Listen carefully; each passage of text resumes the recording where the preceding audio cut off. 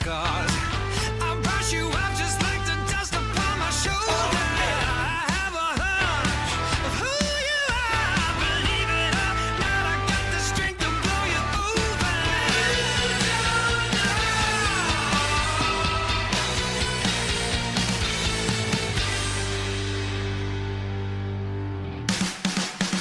I'm a hurricane, I'm bringing thunder and rain. I'm a hurricane if you get in my way. I'm a hurricane, always on top of my game. I'm a hurricane, I'm trying to get in my way. Hurricane, I'm bringing thunder and rain. I'm a hurricane if you get in my way. I'm a hurricane, always on top of my game. I'm a hurricane, I'm trying to get in my way.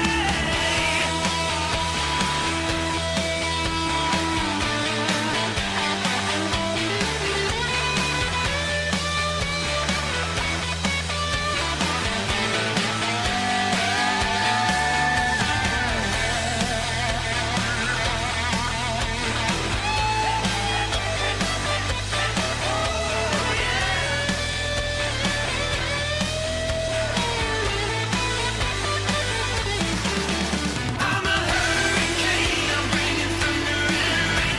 I'm a hurricane if you get in my way. I'm a hurricane, always on top of my game. I'm a hurricane, I'm trying to get in my way. Hurricane, I'm bringing thunder and rain. I'm a hurricane if you get in my way. I'm a hurricane, always on top of my game. I'm a hurricane, I'm trying to get in my way.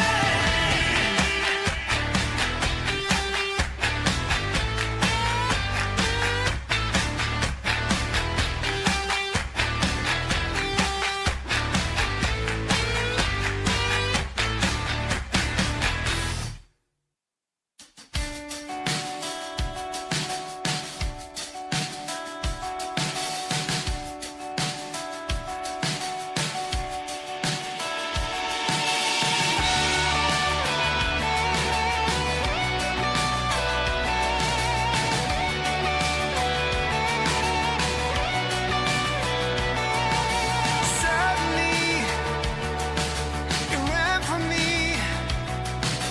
Nothing will ever be what it used to be. Suddenly, you hide from me. I found myself lost in a dream, and I called you lover. Now you call me friend. Oh,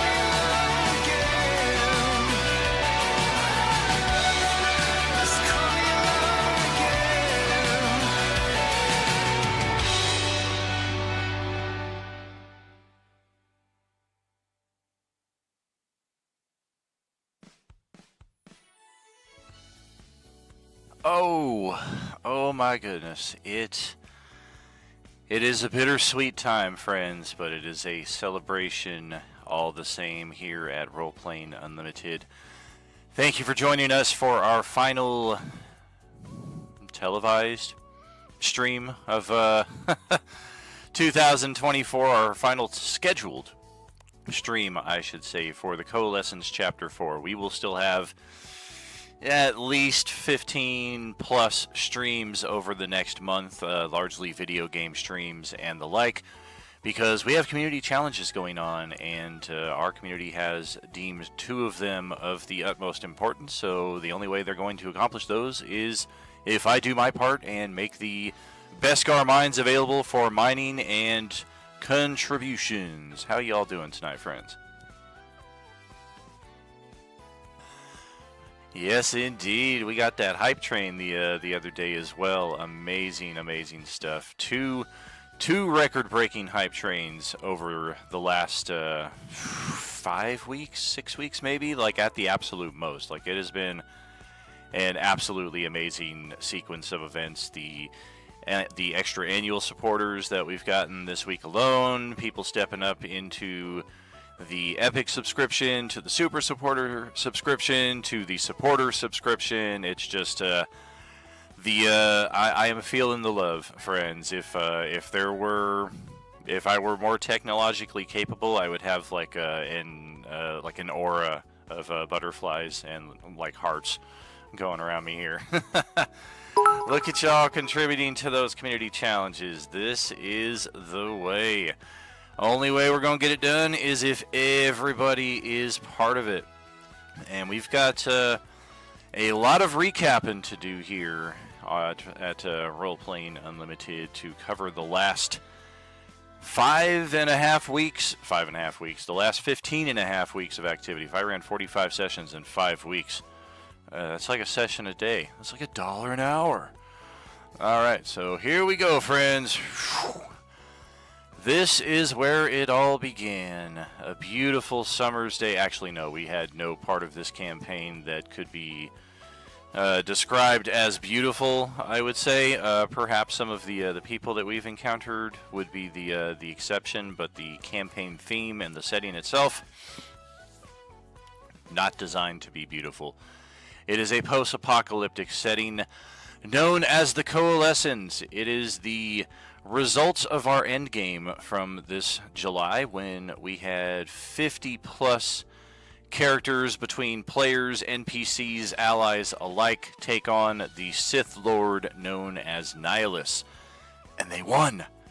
We did have a few to several character fatalities throughout the mix of that, some of which we were able to make right, others of them not so much, such as the Demon Dragon and the Mistress IG. Both of them were killed / sacrificed in the midst of that combat. The Mistress, intentionally so. She had been infected with this virus from some unknown planet in the far reaches called Earth. And it was a virus that was slowly turning her into an undead creature. And we learned that undead were of particular distaste to Nihilus. He was all about draining your life essence to further feed his psychotic rampage. And with the Mistress, we found a very interesting opportunity in that she was living, but had this virus within her. So Nihilus would target her and hopefully infect himself, and he did. This gave our combined allies at the endgame table the opportunity to lay some whoop-ass on him, layeth the smacketh down, and Nihilus is no more. His mask destroyed, his essence scattered to the 9 hells. That's how we finished our endgame back in July. And then all of a sudden we start off 5 weeks later or so in August, and we've got this weird coalescence of familiar, unfamiliar settings here. We have here before us the most populous city in the Forgotten Realms setting, known as Waterdeep, or Dewey. We also have elements of 1850s feudal Japan from our real-world Earth setting. That does ring a little more true to what we're seeing here. And this is where the Coalescence takes place. We have actually taken these locales from the feudal Japan setting, and we don't know if it's been a direct switch, like nobody's in feudal Japan right now to know if all of a sudden Waterdeep is there, but, I mean, stands to reason this is here, maybe that is there. What's perhaps more important, though, is what is here, and that is a cityscape that at now, instead of being one giant megalopolis, is instead a dozen or so smaller, disconnected sites such as this. And this is where our Sunday morning adventurers began. This was our first table back to the Coalescence. Sunday morning G1 had the honor of kicking us off here, and we started off meeting first a panda bear NPC known as Kubrig Equi, and shortly thereafter the good panda introduced us to an elder who lived in this settlement named Grovta Riley. The task was to go into the infested city of the undead and recover Grovta's family, who he had hoped were still alive, but this infestation, the transformation of the city, all happened so quickly that nobody really has any information on what's going on inside the city walls. Strangely enough, this location right here has been pretty safe throughout the days of the undead outbreak so far. So without further ado, our characters made their way into the city. They went right through the gates, went right up the main path towards the Kolka manor here that we see, and promptly were besieged by a number of undead here. We can see, although we did not know at the time, this was definitely something that caused us concern. But we know now what we did not know then, and that is that this was a Class C orange, or zombie, in our very first encounter at the very first session, in addition to a dozen plus other Class D zombies, which at 42 hit points and 108 hit points, respectively, our party of first level characters. It doesn't matter your subscription level, you're not surviving this encounter.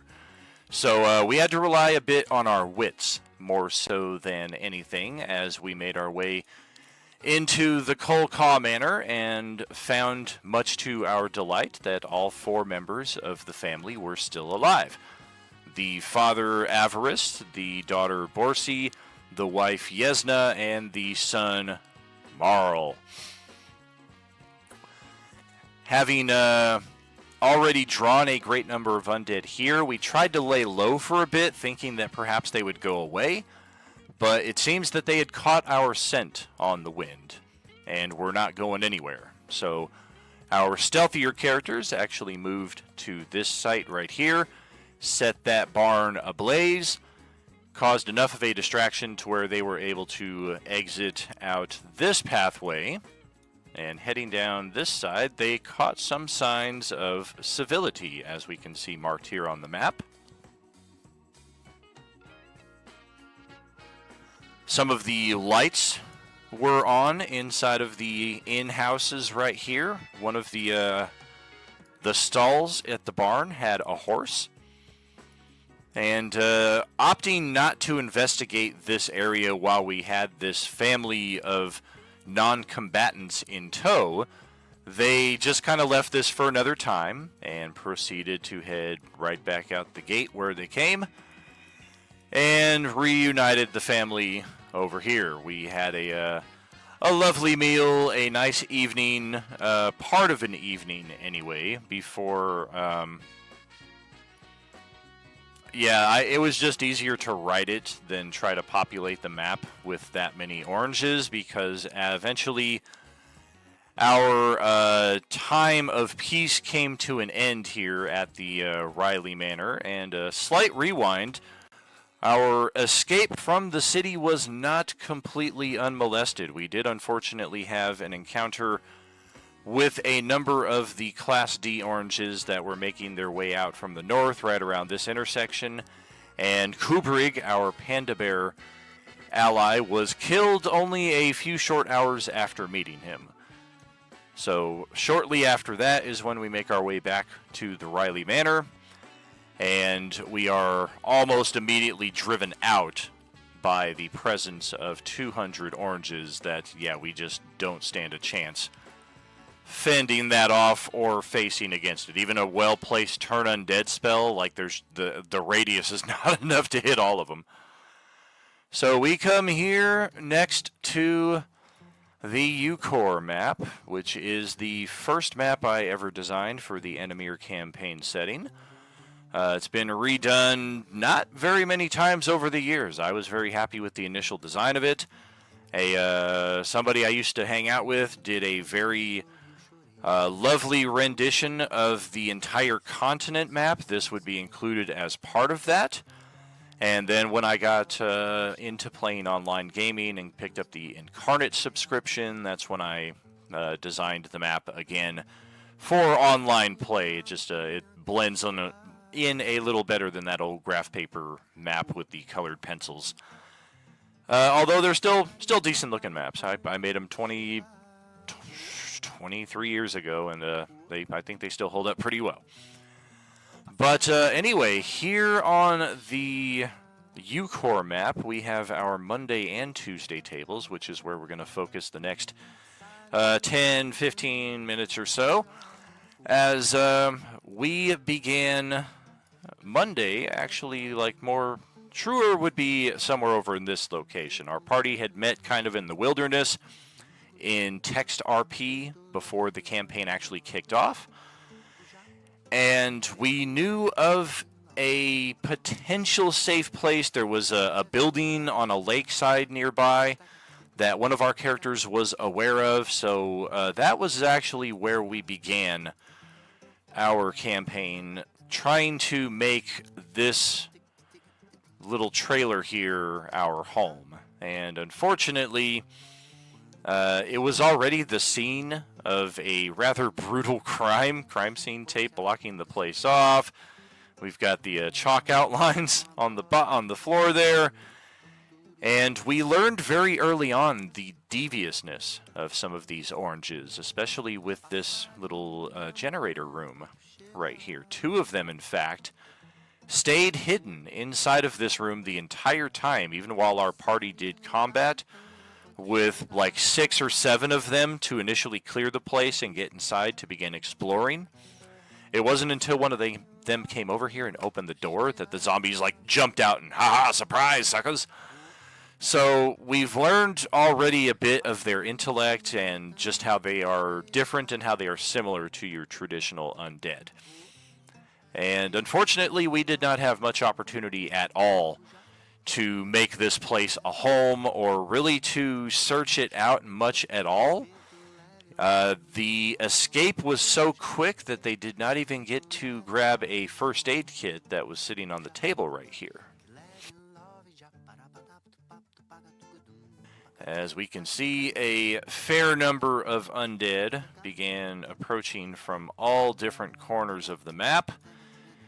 And fortunately, we did have a cleric in our group who was able to turn undead, but even still, the 8 to 10 of them that were not turned presented enough of a challenge that our party had to get out of there. And you can see, I believe it was a firebolt or some equivalent spell that went wrong, and we had the porch initially set ablaze. The blaze began to spread through the wall into the kitchen on the other side. It was only a matter of time before the gas-burning stove was probably going to explode and destroy this trailer outright. Our characters had to get the hell out of Dodge, and we can kind of see the ghostly remnants of their tokens here on the eastern side of the map, having made their escape successfully.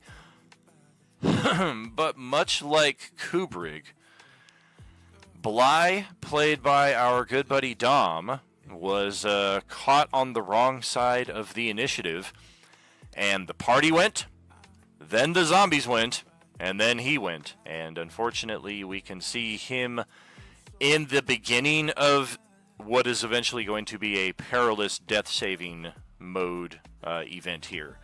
So Dom, since this I believe happened in session 2. We spent 2 sessions here exploring and then being routed and trying to get out of here. Like the escape was very, very chaotic and disorganized, as befitting a low-level party of characters, as you would expect. And yes, unfortunately, one character killed, the first magic item, so to speak, left behind. We never really even got to explore the shed here, which would have just had some mundane items of interest. I would have rolled a percentile just to see if anything was useful, perhaps in this crate or these lockers right over here. But nothing pre-planned in that respect. The only thing I had planned really was just to kind of get a potion of healing into your guys' inventory, and we couldn't even do that right, unfortunately. Womp womp.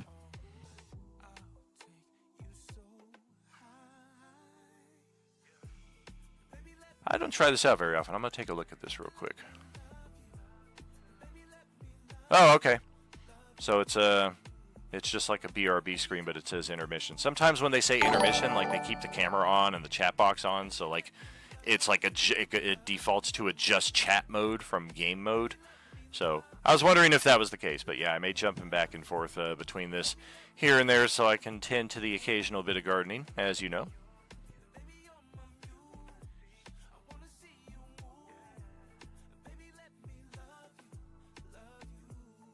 Look at us rolling with 13 viewers. Amazing, friends. Just don't know how to express it, the blessing that y'all are in this lowly GM's life. Yeah, there we go, we're back.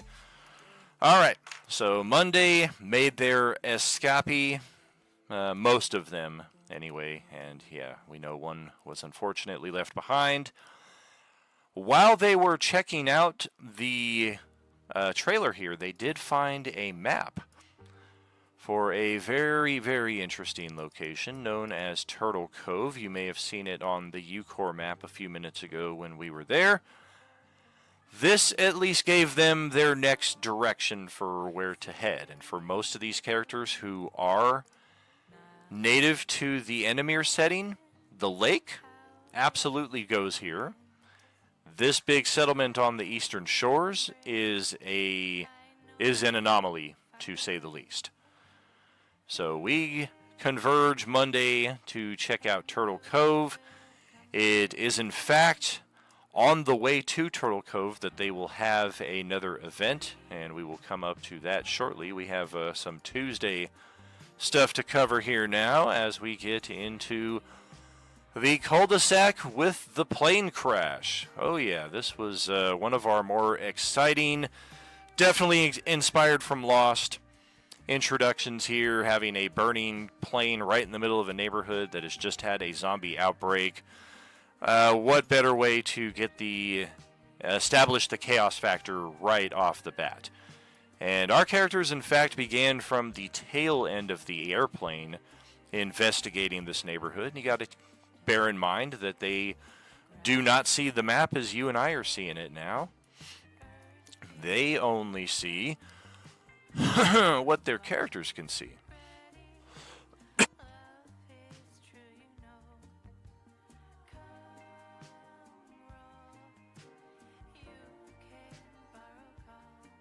It's that dry Vegas air combined with that 420. You know it. This was one of the more interesting locations on the Tuesday map here, the game room. We did not fully get to explore this until we had actually cleared the entire neighborhood. But yeah, you can see the DM screen, all the different player stations, character sheets, dice, pizza, snacks, etc. Like any true in-person gaming room should be. And we were our Tuesday group, of survivors of this plane crash almost from the get-go. So we were kind of caught in a conundrum of, okay, we're trying to explore this neighborhood and see if there's anything useful here for us. Likewise, there are people in need of help, and some of our characters fashion themselves as heroes. And we're very quick in trying to respond to take care of these plane crash survivors. And we see the remnants of the undead scattered around this site. Many of the survivors of the plane crash unfortunately were killed. Their tokens were removed, as I think all of them, in fact, failed their saving throws and turned into one of the oranges. Which, when that happens, I remove their tokens and replace them with one of these guys right here, usually the same token of the one that infected them. So if you see two of them in close proximity, it's either that or it's I was just lazy in setting up my zombies, because I've got like 36 of these Class D zombies, so you'll see a lot of them repeatedly, but there should at least be a little gap between the repeats, I should say. And after, in the midst of this combat here, we became aware of other survivors taking residence in this house over here. We heard multiple gunshots coming from this location. We didn't hear much other than that because the plane had just crashed, so the screaming engines, the fire, the debris, the plane breaking apart, all of that is the most predominant noise in the neighborhood here. But even over that, we could hear the gunshots coming from this house. And if you guys never fully explored this location, I can see nobody ever went into the restroom where Corinne, the only one to survive the plane crash and the zombies who chased her down after the fact, she made her way towards the sounds of gunfire, strange as that may sound, and found safety. As soon as they let her here in the front door, she ran immediately through the entryway through here, kind of felt her way through the house, realized this must be a bathroom, and locked herself in here and found a pair of missile launcher and a flamethrower. We still have not found ammunition for the flamethrower, unfortunately, but we did just last night in clearing the mall find some very, very cool rockets for this rocket launcher here. And the survivors living in this house were very much on their final rounds. Like the guns that are sitting here on the tables all have no ammunition to them whatsoever. These are guns that we talked about on Tuesday night of this week when we wrapped the campaign. Just saying that the survivors here who did not participate in clearing the mall, when you guys brought them back, they would have brought all of this extra gear with them, albeit this is really all they have left for ammo is one precious little ammo box, which has hardly anything inside of it. So our group made connections real quick with the survivors of this house. Some of them were not located until later. Tim and Kurt were part of the survivors that were taking up shelter here. Jack, the Labrador, was actually located right by the first building that we began to... we never even really cleared it until we came back. I think this was one of the last buildings that we cleared, although we did have a couple of humorous incidents with our Tuesday Night Barbarian breaking through the metal sliding garage door only to discover that somebody had already broken through the concrete wall a mere 5 feet away, and he could have just went right around the corner and came in through that. Or, I don't know, like actually try to use the door and pick the lock. That's always a possibility. Oh yes, these artificers are going to be valuable, very valuable, especially when it comes to reverse engineering some of this technology that we only have limited supplies of. Gasoline, primarily, because we do know where the guy is who knows how to make gas, but we also have characters who are probably more powerful than this character right now and might be able to shortcut the process a little bit as well. But yes, our group of player characters, after meeting up and clearing the initial wave of zombies, we did have some combats spill out as far north as here, into this driveway, this torn down row of hedges. We had some of the combat spill over to here. It was Silkass, aka Senor Smoothbutt, and I have to say I'm very disappointed that I believe it has been 3 sessions now that you have had the item in your possession and nobody has had the pleasure of being introduced to Senor Smoothbutt's super sensory sombrero. So, I mean, you put an item in and name it after the character itself. I named an item Lucky Lantirthi's Longsword, and within the next session, Katie had busted that thing out and was like just kicking all kinds of ass with it. Like she understands, like this was an item that was meant to be used. Meanwhile, Richter's like, I'm too embarrassed to wear this thing. I digress. What, did you not catch Senor Smoothbutt's super sensory sombrero? That was his relic. That's his magical relic. She understood the assignment. Yes, she did. We did have, as I said, though, some of the combat spill over into this area involving Senor Smoothbutt, a.k.a. Silkass.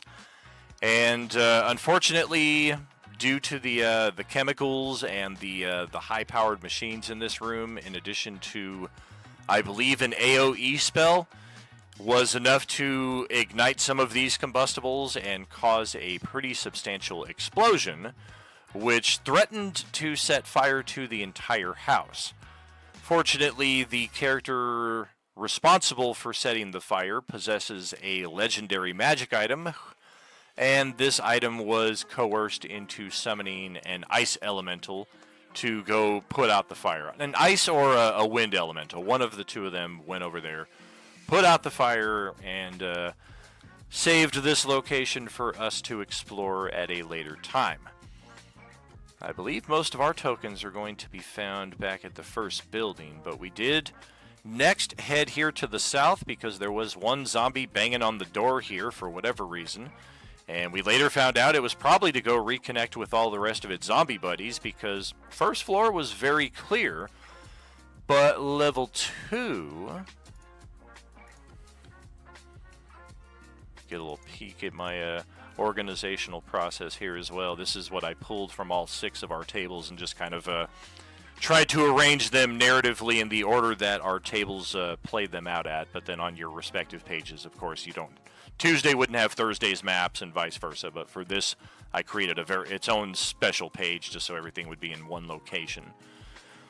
But yes, here on level 2, we found a great number of zombies, and this spot in particular, I feel like we spent like a session and a half right there at the top of the stairways and in that little tiny hallway. Brad, Terry, Kimberly, J-Man, and Richter can all attest to that. I think Cedar spent most of the combat actually out here, but he may have gotten caught up in all this nonsense as well. Very tight quarters, and there was somebody dressed as a zombie, and this is the second time now, although in chronological order this would have been the first time. But if you recall, during last night's resolution of the feudal Waterdeep game, we had Marl talking about that while in the middle of running through the streets of the feudal Japan setting and the zombies were everywhere. There were some people who seemed to be play acting as zombies and just kind of standing back watching what was going on. In this room, we had like 7 or 8 different zombies that were inside of here, inside the hallway, inside of the office here down at the end. Exactly, that was what he was saying about covering himself in zombie guts. He saw some people that were doing that, and were kind of observing from the back while all those zombies were tearing apart Marl's family and chasing you guys down. But in this room, there was likewise somebody who wasn't covered in zombie guts, but seemed to be wearing like a zombie skin suit almost, like somebody who had taken this to the next level entirely. Of course, if you're familiar with The Walking Dead, absolutely inspired by the Whisperers, who do the same thing. They capture the zombies, they skin them, they cure the skin, and then they size it for the people who are going to wear it so that they can better blend in with the undead themselves. There's one guy who seemed to have perfected this process, and it was only after this 2-session combat was resolved and we started looking through some of his personal effects that we realized some of his backstory. He must have been related to all of the zombies that were living up here on level 2, because they looked a lot like pictures that he had in his private photo album. So this is why when your characters came up here and started killing the zombies, he immediately started popping his head out the door and taking shots at you guys and then stepping back inside the hallway. And then once you guys had killed his family as he saw it, he then fled out the window, off of the roof right here, jumped down, and oh no, he didn't go that way. He went this way behind the gazebo by the pool. This is where Mr. Chen made his way. None of us actually saw the true Chen. We only ever saw him covered in zombie guts, but this was the guy who was shooting at our Tuesday group, and I've got him earmarked for a special assignment later on. Don't you worry about that. After we cleared out this house with Tuesday, we then make our way to the Thursday table, where we started our adventures. And this is a map that I spent a few extra minutes on today. It's been said time and again that Thursday had the largest number of NPCs with them at the first session, most of them non-combatant NPCs. We can see here by zooming in, we got a guy with a paint palette, we've got a pretty rough commoner, we've got a couple guys who look like they might be capable of handling themselves in a fight, but one of them is obviously injured. We've got another injured guy here. We've got a girl who brought her goat. This guy is the only one who's armed, carrying an axe. This guy is trying to catch some Z's. And we've got other NPCs just scattered all over the place here, just to kind of indicate these are the characters that our Thursday group had in their protection coming into Session 1. And I saw that she contributed to the community challenge earlier. It will be interesting to see if she is currently in the chat. Yeah, she is. All right. Somebody in the Sunday morning game has been looking for a half-orc for a great number of weeks. And that half-orc has been chilling out with the Tuesday NPC survivors here. And it's only now that we have our home base cleared and we're going to bring all of these people into the fold that one Sahar is going to realize that Taskus is in fact now in her grips. So we will resolve that through the text play here in the next couple of days. Just a little spoiler alert in that respect. That was also partly why I wanted to populate all of this, just to indicate all of the different characters that are here and have been part of the Thursday backdrop.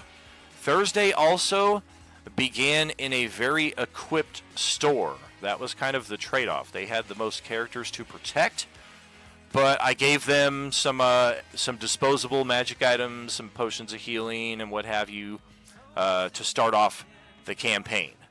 And they immediately left our first level character here, Otrell, in charge of watching all of them while they went and had all the fun on the adventures. If they had done what Sunday morning did, don't imagine most of these characters would still be alive at this point.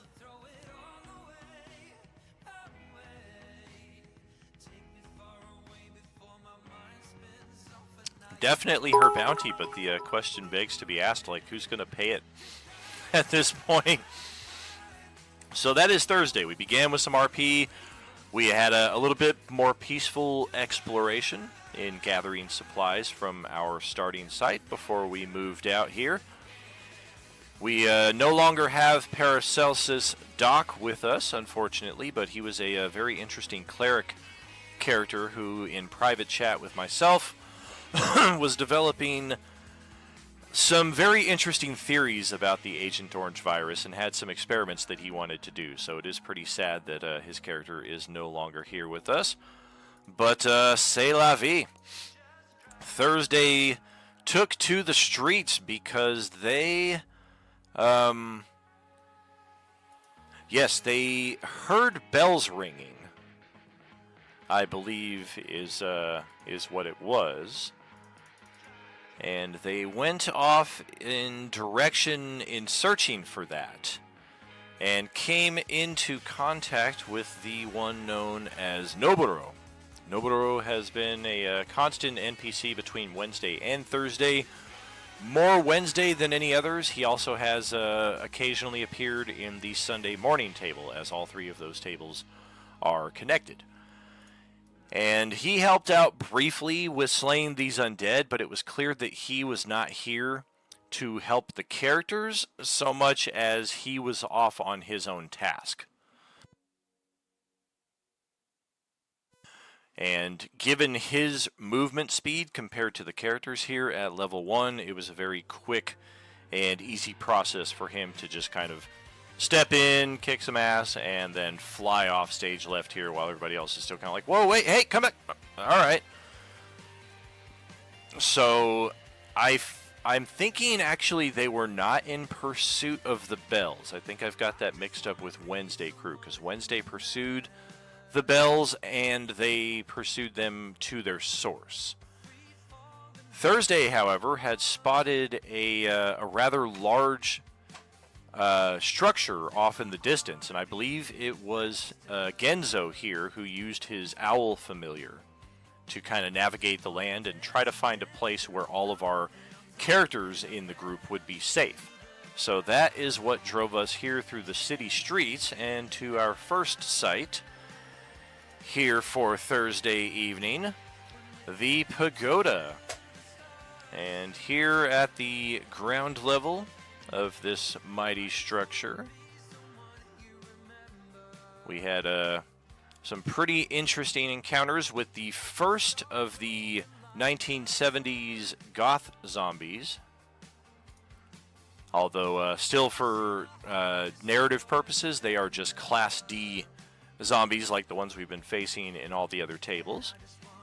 We kicked all kinds of ass breaking through here, and we met a pair of memorable NPCs, one of whom, throwaway name, but I think he has become one of the more memorable NPCs of all of the ones at our tables. Strictly because one of our newcomer players, when we were still fighting this battle out here on the front steps of the Pagoda, where is Balerin? Where's he hiding at? Oh, he's all the way down here hiding in shame.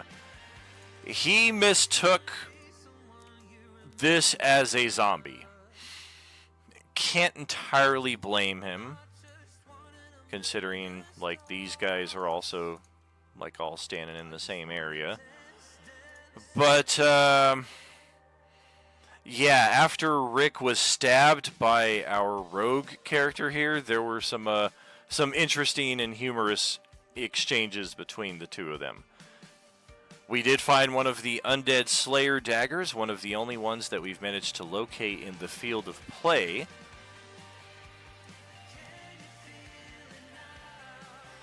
We also had an encounter with the animated helmet here, dormant unless disturbed, and of course once I mentioned that there was an ornate helmet here, somebody just had to go touch it.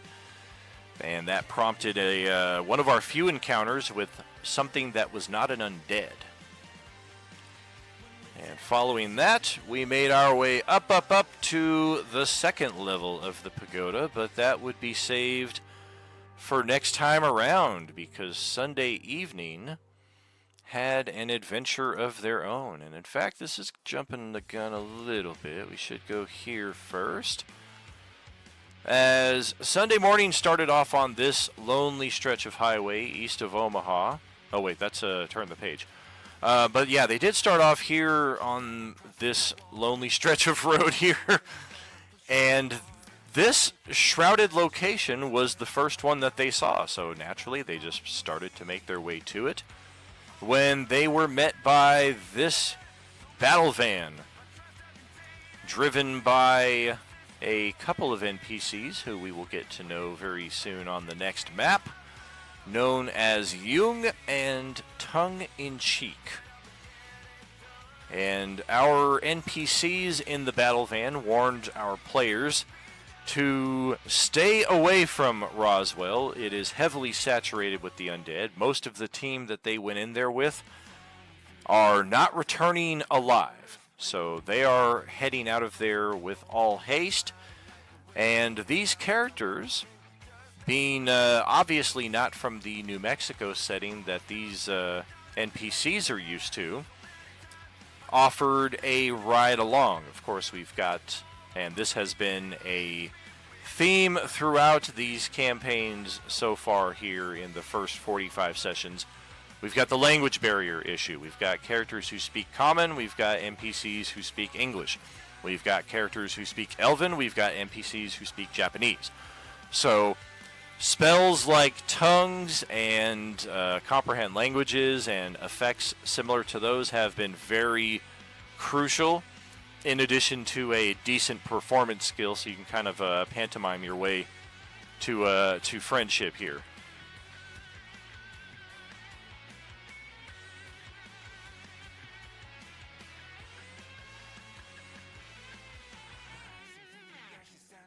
But yes, once our characters convened with the NPCs, we made our way here to the location of New Ford. One of, if not the only, stronghold in the region that is run by a man named Marco. I am in charge of these facilities, and people do not question my ways because of me and my methodology. They are all still counted among the living. That is pretty much his main rule. He seems to take it very personally, and you get the impression he has gone through this numerous times. People show up in the settlement, they're very excited to be alive, they're very grateful, they get a hot meal, they get a hot shower, they get a couple nights good sleep, and then they start tossing out the ideas. You know it would really make this community stronger. You know it would really be a good idea. You know what I did in my last community? You know what happened to your last community? It got burned down. It got destroyed. You're the only one surviving from it. You know why you come here? Because you no longer have old community. He doesn't really, he's not interested in your stories and your ideas.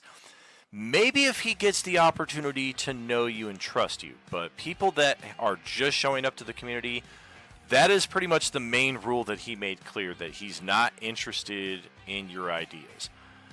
What he is interested in is refueling all of these vehicles that they've got here at their compound. And it is in that interest that Jung and Tongue-in-Cheek come into play here. We likewise have some other NPCs kind of shrouded in the back that we have not gotten to yet. We've got one named Lukewarm. We've got Nurse Liana, who we've heard about, but we've not actually met. So we do know that there are other people in this community who have valuable skills to contribute to the cause. But Marco presents his community as having a pretty long arm, being able to assist other settlements, communities, if you can even call them that. Like, some people are literally just living in a ranch off the side of the road with 3 members of their family, and they can't be bothered to leave their family home for whatever reason. So Marco prides his community on being able to assist those who are kind of out there in the boonies, unable to assist themselves. But without fuel, all of these lovely battle vans that they've got are useless. So this is where we put all of our characters from Sunday night, in addition to Jung and Tongue-in-Cheek, on our battle van with the last of the community's fuel, so we've been told. And we are heading off to the Riverside Casino in Laughlin, Nevada, where we've heard rumor of a group of survivors, one of whom is supposedly a scientist who has solved the riddle of the fuel. He has figured out a way to create gas from corn oil, of all things.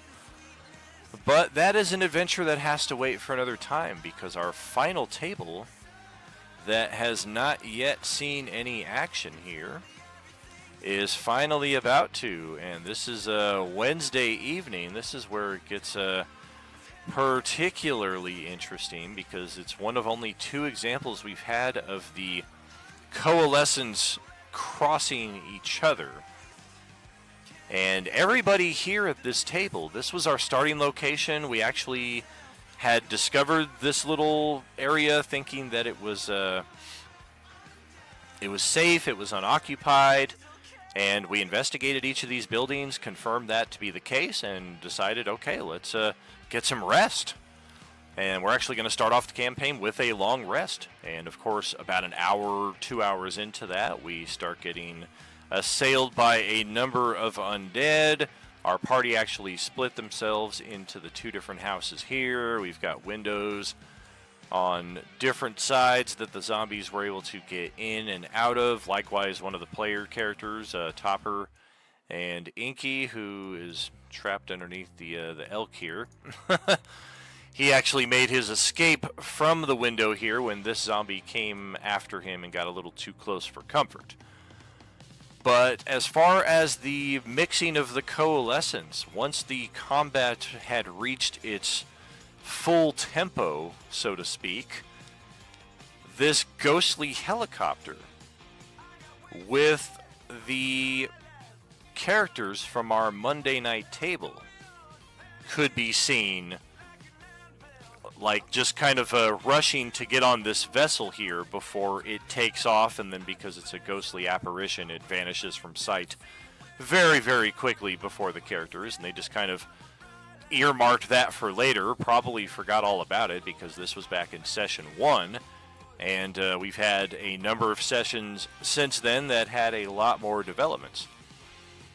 Namely, once we finished this combat, this is where the party heard the bells ringing, and they chose to pursue, accompanied by this guy, Noboru, and also similar to his encounter with the Thursday night table. He literally just kind of plowed through the battlefield here, killed one zombie, and then just kept running off in the direction of the bells, located somewhere over here, maybe.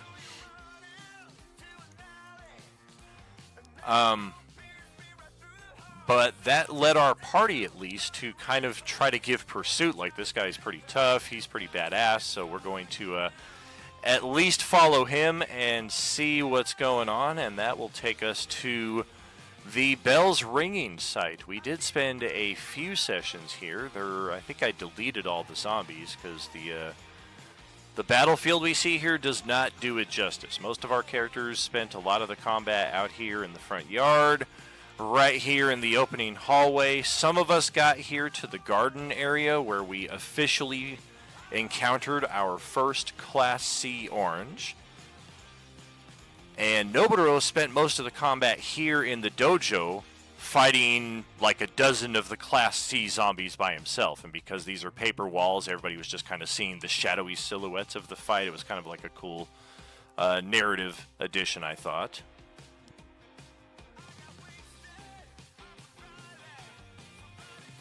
Lots and lots of blood spatter effects that I added onto the map here just to kind of illustrate the brutality of the combats. And then the ladder in the corner that leads up to the bell tower, where somebody has been ringing the bell for a number of sessions by this point. Sunday morning could hear it, Wednesday night hears it, Thursday night hears it. And finally, after a number of sessions, we do locate who this somebody is. He introduces himself as Moorlander. He claims that he was part of an interstellar group of explorers, and he served as merchant for their vessel.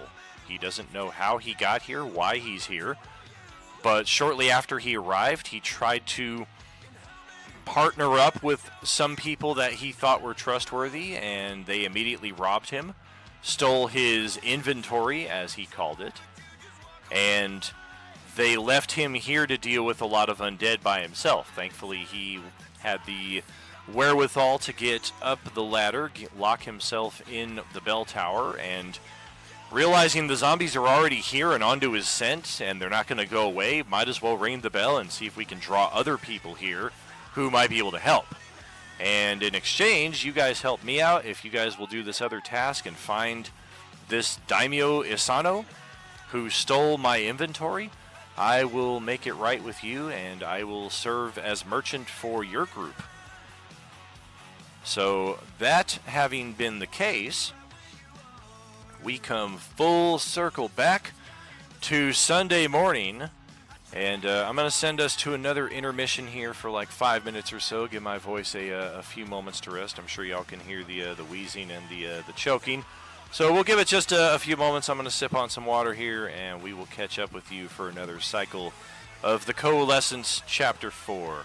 While we are away for the next few moments, do me a favor here in chat and post down some of the more memorable moments that you've experienced or witnessed as part of these 45 sessions so far. Are you with us?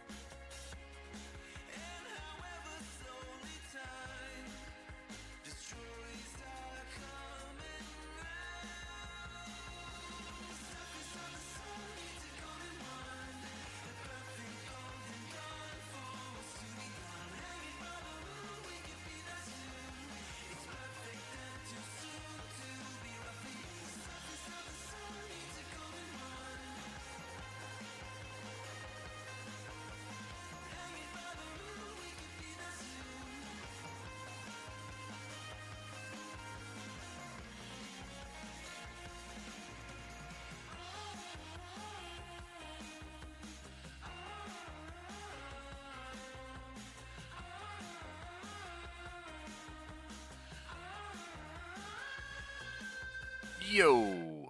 Welcome back, friends. We are good to proceed with the next bit of recapping here, where we pick up with Sunday morning. And last we left them was, they were being chased into the city by the hordes of undead. We had some opportunity to kind of stealth our way through this map. We didn't have a lot of encounters.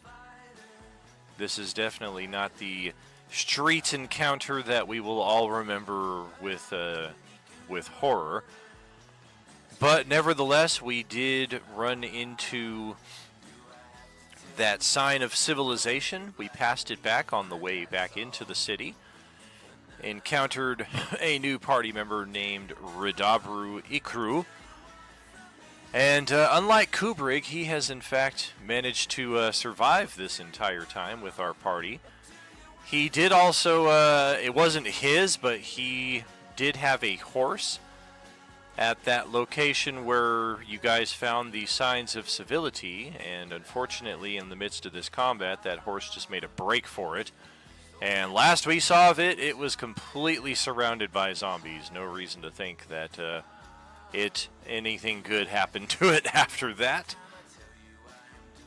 As for our characters and the NPCs, at this point in time, all of them were kind of playing off of the same token here. So I only added these ones in today just to kind of reflect what the combat might have actually looked like had I taken the few moments to find our NPCs here and not just say it's Grove to plus family kind of thing. Making it through here, however, though, we make it to the farmer's house, where it was a brief side quest here where we had opportunity to explore, possibly locate some items of interest. We did find a couple dusts of healing and some other mundane equipment, I do believe, in that respect.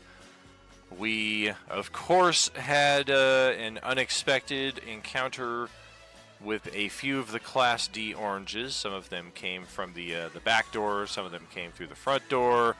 Some of them were already here inside of the barn munching on this horse at the time of your guys' arrival.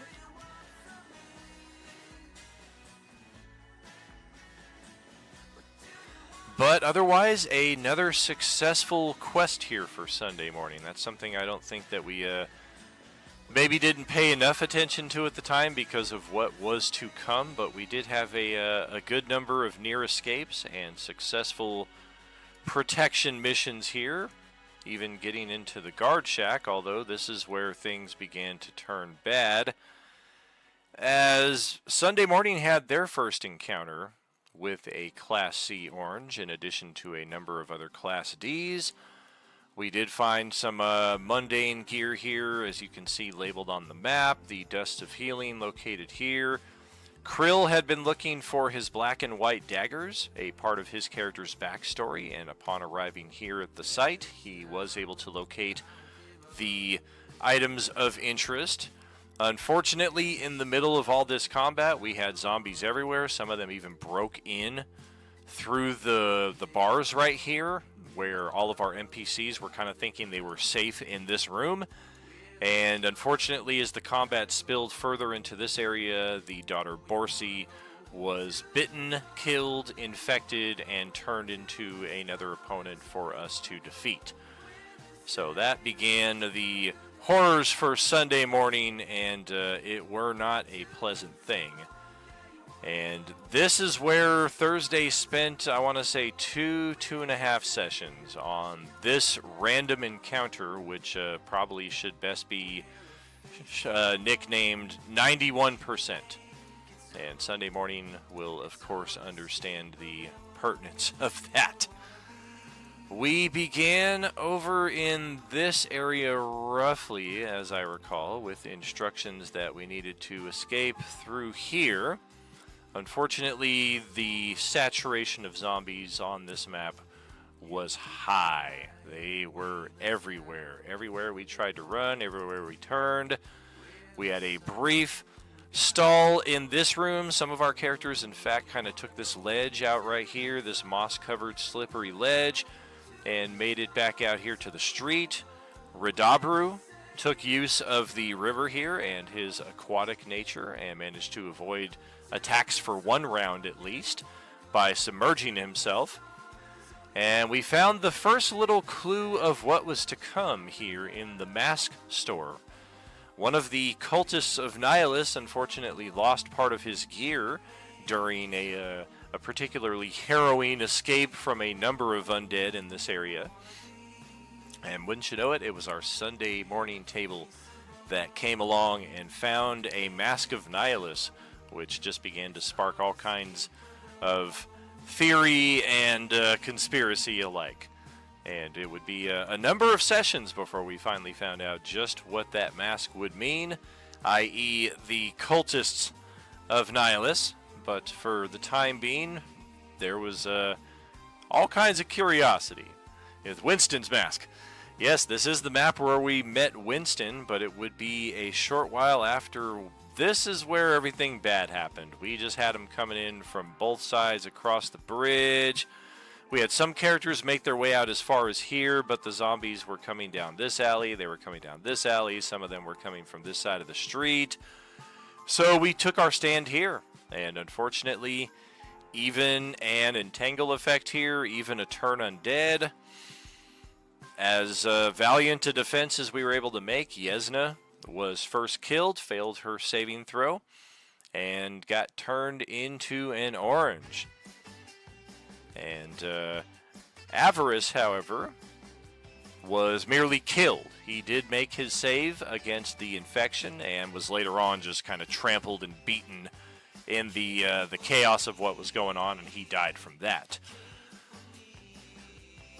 Fleeing a bit further down the street, the man who tied all of us together, Grove to Riley himself, the final NPC, we can only hope, to perish.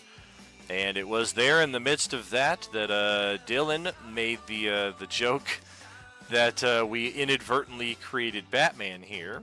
And that is where Marl's token entered the ghost layer and became Batmarl. And it'll probably be some time this weekend before I reveal what the secret is. But I feel like I'm going to reveal 95% of it by saying nothing at all and just doing this.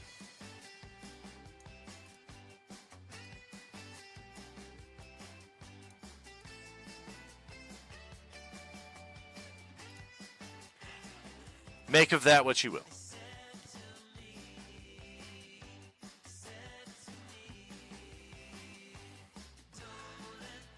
And I did try to remind you guys one more time, because as I said, the secret is something that any table could potentially do. But it requires the right timing, the right circumstance, and it requires doing it and not theorizing what it is. Yeah, some of your discussions were very, very much in the vein of what the secret is. It's just sad that none of you found or took the opportunity to actually initiate that in-game. Oh, Westy missed it completely. Put the bear down, buddy! Meanwhile, everybody's like, oh, wow, I get it! Oh, my goodness! And Westy's like, I don't get it. That didn't make no sense. No, not putting this beer down. Oh, for sure. Every table pretty much mostly only had combat throughout the process, but that was also a large percentage of the chance that was going to get the secret event to even be a possibility. If everything was kind of cool and calm, the secret was never going to come into play because we would never have reason to even suspect to try it. But we did eventually make our way off this map, one extra NPC, Winston, in tow.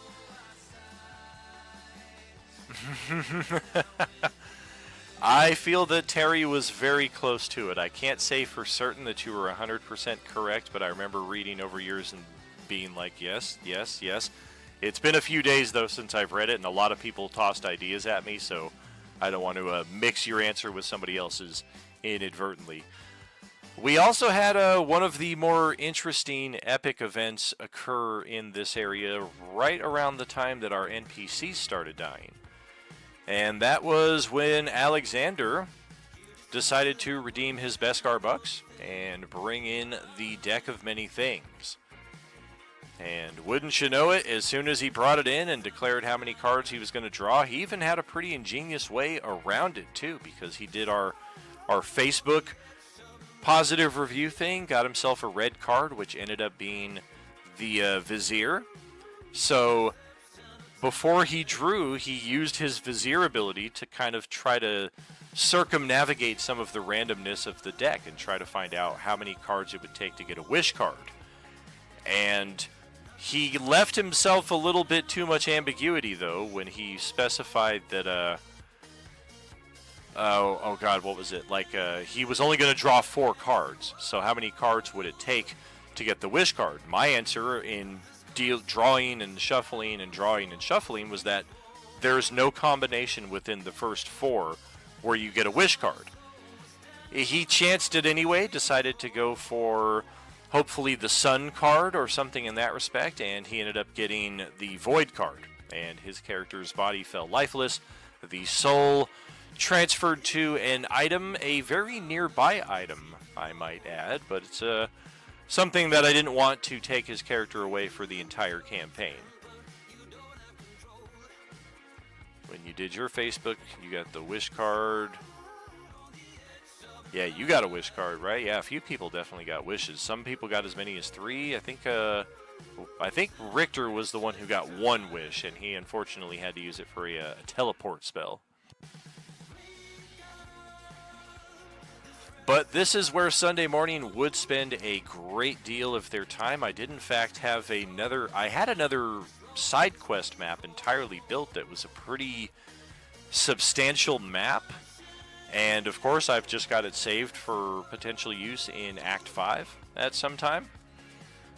But we spent so much time on this random encounter. It's just supposed to be a brief detour, but it ended up being such a bloody affair that I just kind of tossed that map off to the side because I kind of had, I mean, it's part of DMing. You have to cut some corners. Sometimes you have to stretch things out a little bit, especially when you're connecting all these tables and you want to sync them all up. 3 wishes. All right. And that is where Sunday morning called it after that, taking us back to the junkyard here. And in fact, as I was saying about Monday Table, when we kind of left them out in the wild over here,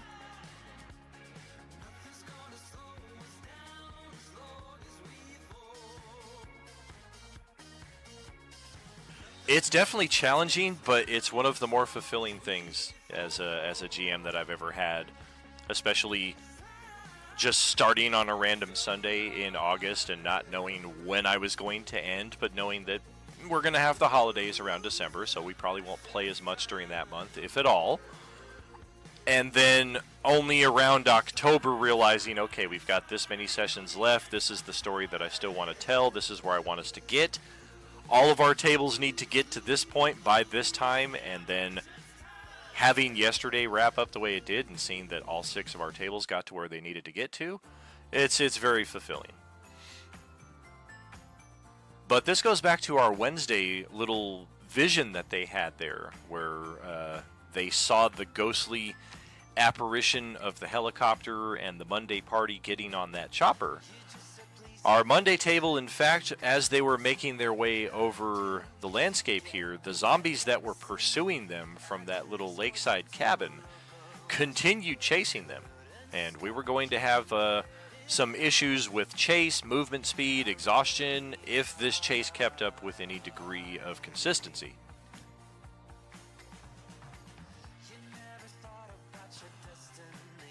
Fortunately, a helicopter appeared on the horizon and chased down these zombies, blasting all of them to smithereens, did a few more circles over the horizon before setting down nearby.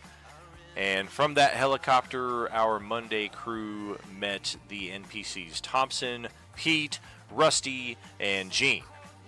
And all four of them ran into the same issue that a lot of our interconnected parties have run into, the language barrier. So it was some degree of pantomiming, I believe, to get our parties united, because I think the only one who had the ability to comprehend languages was Bly, which made his death outside of that trailer even more tragic, because now the rest of the party is here, and the one person who could communicate. Womp womp.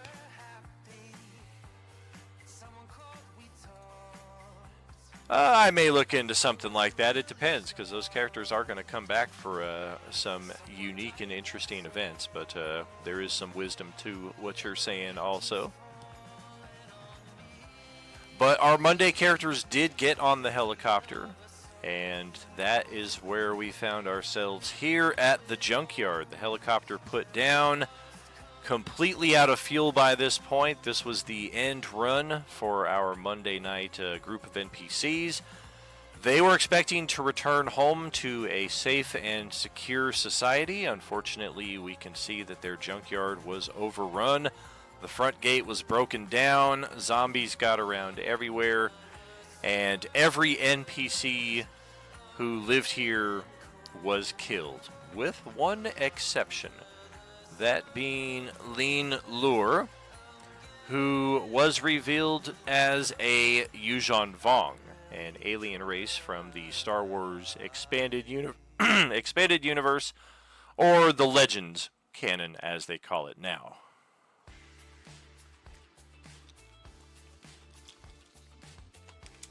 Yes, indeed. A bit of uncomfortable roleplay between the NPCs, as Lean Lure was in fact initially in disguise as Thompson's sister, and this is how she kind of incorporated herself into the community and managed to survive for a good number of weeks as well, until our party, having arrived, kind of caught her in dialogue like, wait, you can understand us and you can understand them? Like, she speaks both languages? How is this even possible? And that's when she revealed her true identity. If you don't know about the Yuuzhan Vong, they are entirely biotech. That is their entire thing, all the way down to their clothing, to even their spaceships. Their spaceships are giant asteroids that have like literal living world brains and all these living propulsion gravitic systems inside of them that make these things traverse through space. On a personal scale level, she has this device called an Uglith Maskor, or a creature would be the more precise way of defining it. And by itself, it just kind of looks like an old sheet tossed on the ground, but when somebody is proficient in the biotech, they're able to coax these creatures to perform their given function. In this case, the sheet, once she kind of communicates with it and touches it a certain way, it crawls up her legs, eventually encompassing her entire body, and it basically creates a disguise for her. She can appear to be any other humanoid that she has seen before. This also comes with the ability to understand languages of people speaking, because it's the creature that understands the languages and are translating that effect to her. So this is our first tie-in, or one of our first tie-ins, to the Coalescence chapters 1 through 3. We did briefly touch on what the Yuuzhan Vong were.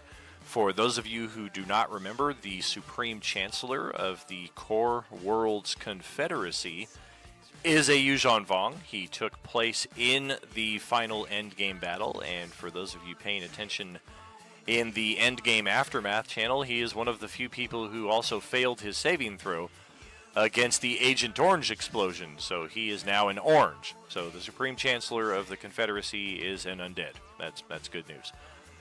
We will, of course, touch on that in our text play as you guys decide to jump into that. But Monday had a fair amount of cleaning here to do. I don't think we spent more than a session on this map. It was pretty straightforward. kicking ass. Like maybe we got here halfway through the session and then we left halfway through the next session. But this is where we got to know our NPCs very well. Thompson, who favors using a machine gun, even though he's not very good at it. Rusty, who is not very combat capable at all, but the dice just seem to love him, and he kicks ass.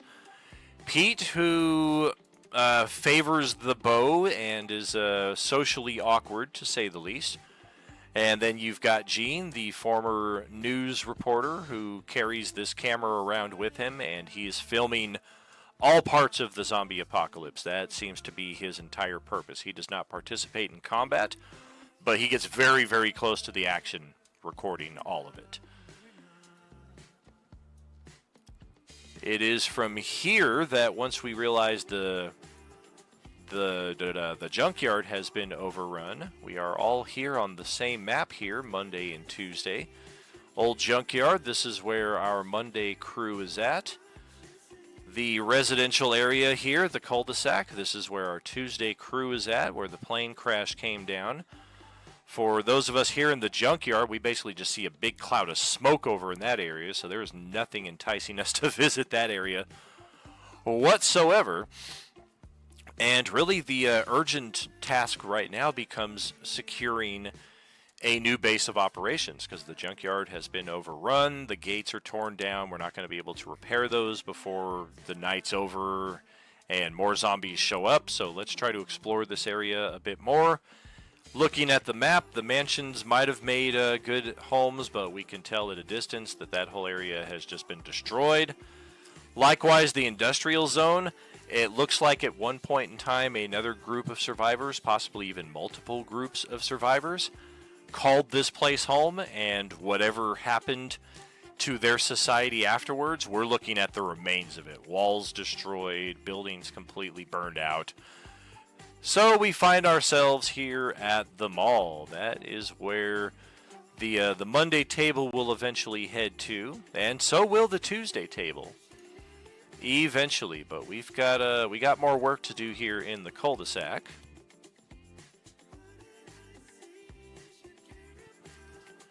What is these?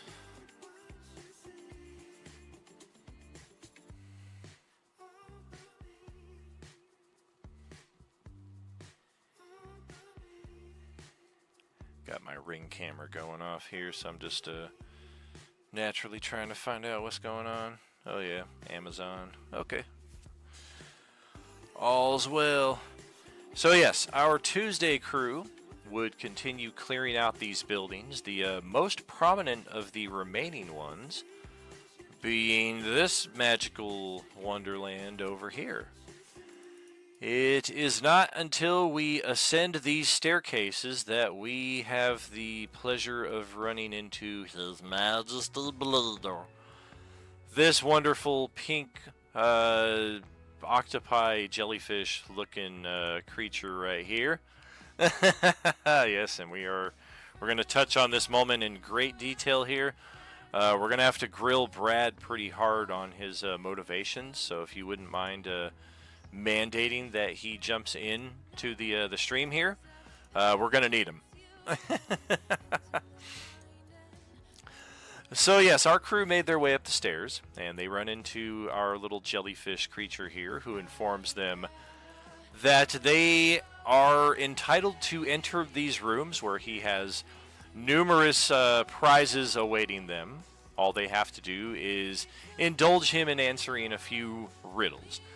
And the riddles themselves, as far as degrees of difficulty, definitely varied. Some of them were easier than others.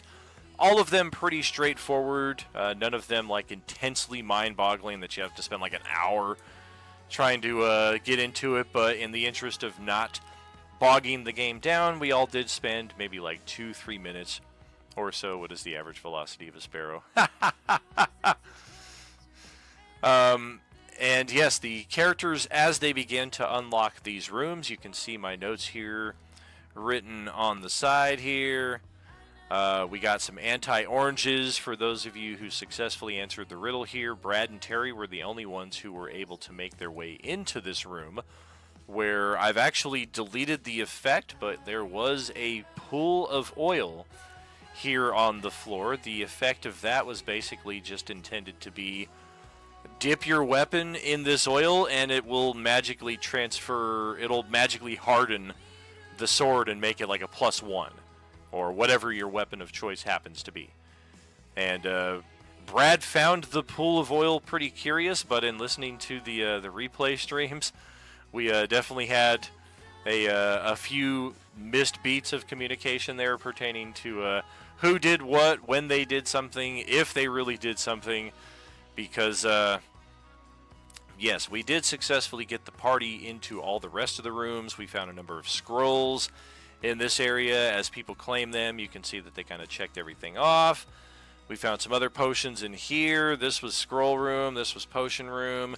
This was kind of miscellany. We found some sodas and some waters. Soda just kind of house ruled that it's a short rest action if you chug a lug.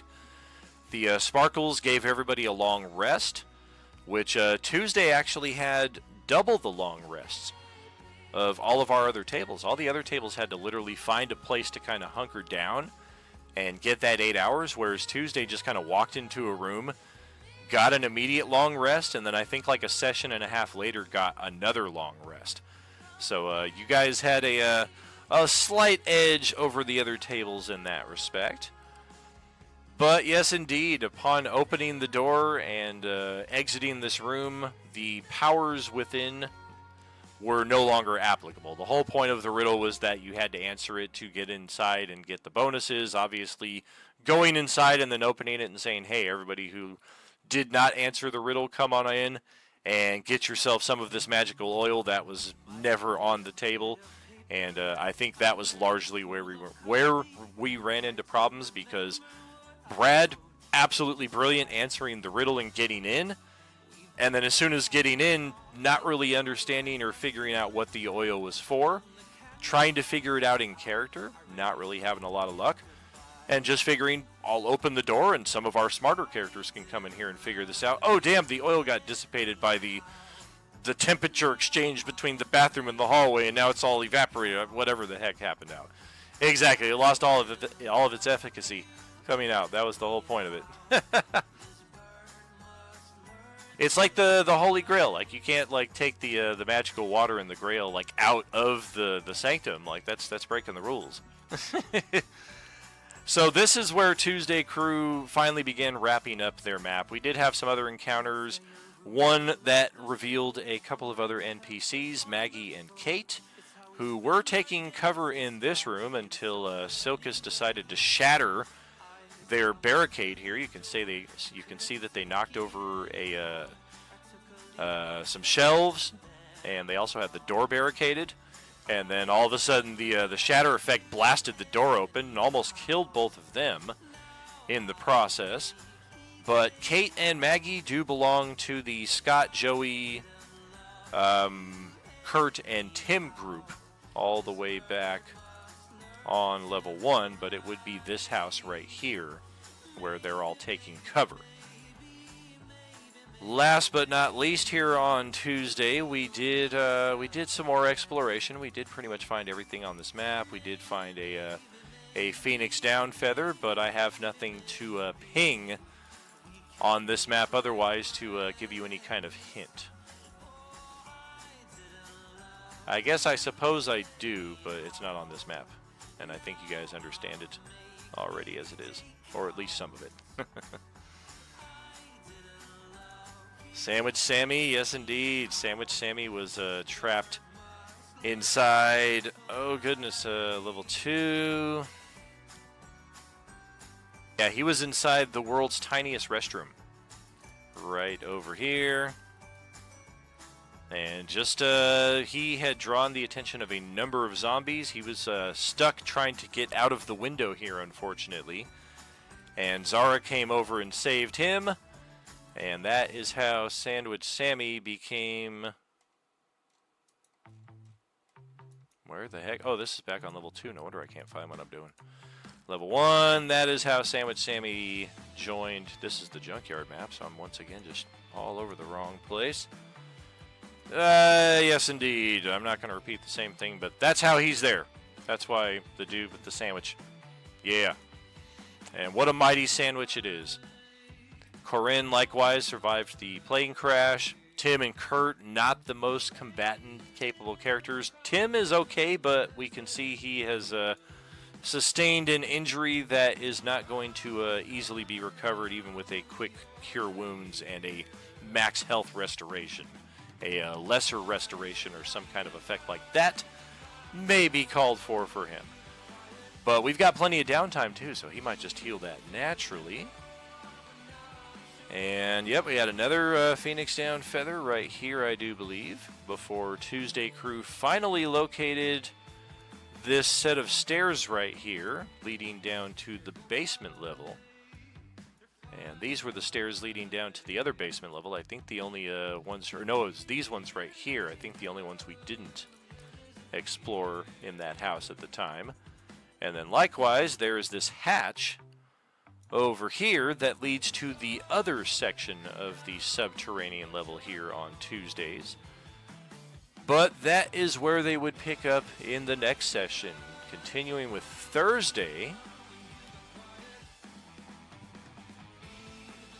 Kurt does need a guitar. Brief little pause here. Little gardening break. Thank you for your patience.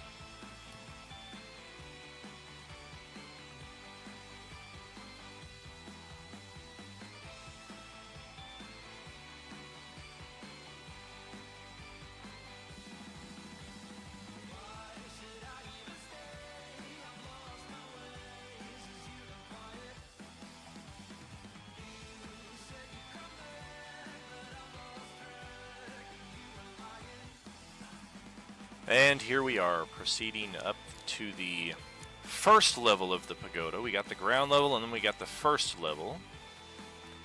And this is where we're already starting to lose some of our NPCs. This might be where we lost Doc already, because I think he did not make it very long into the campaign, unfortunately.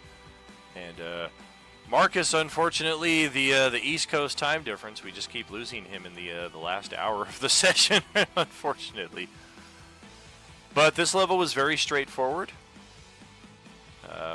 Not a whole lot here to discover. Some books, some scrolls, non-magical, set up here at this desk area. Some dining areas. Looks like some people may have kind of been caught in the middle of a meal, in the middle of some correspondence.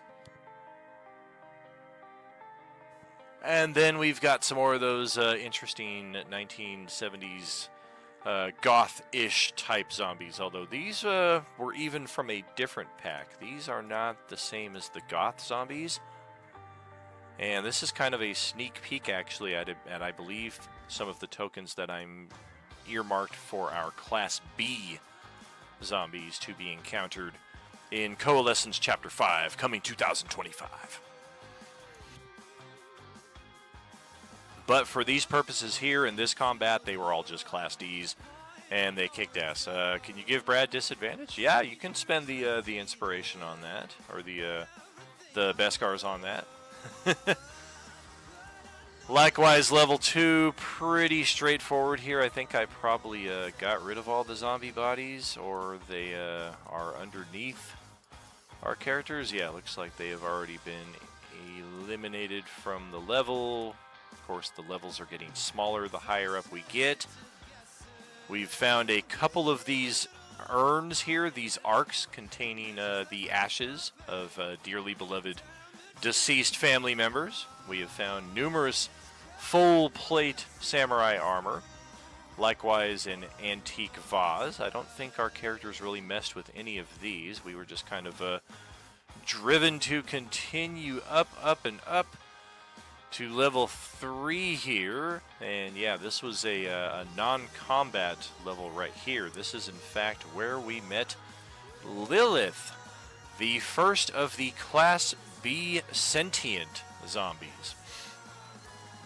For those of you who have not already heard the story, Lilith is played by Kai, who is a player from our Thursday night table. She played in last season and this season.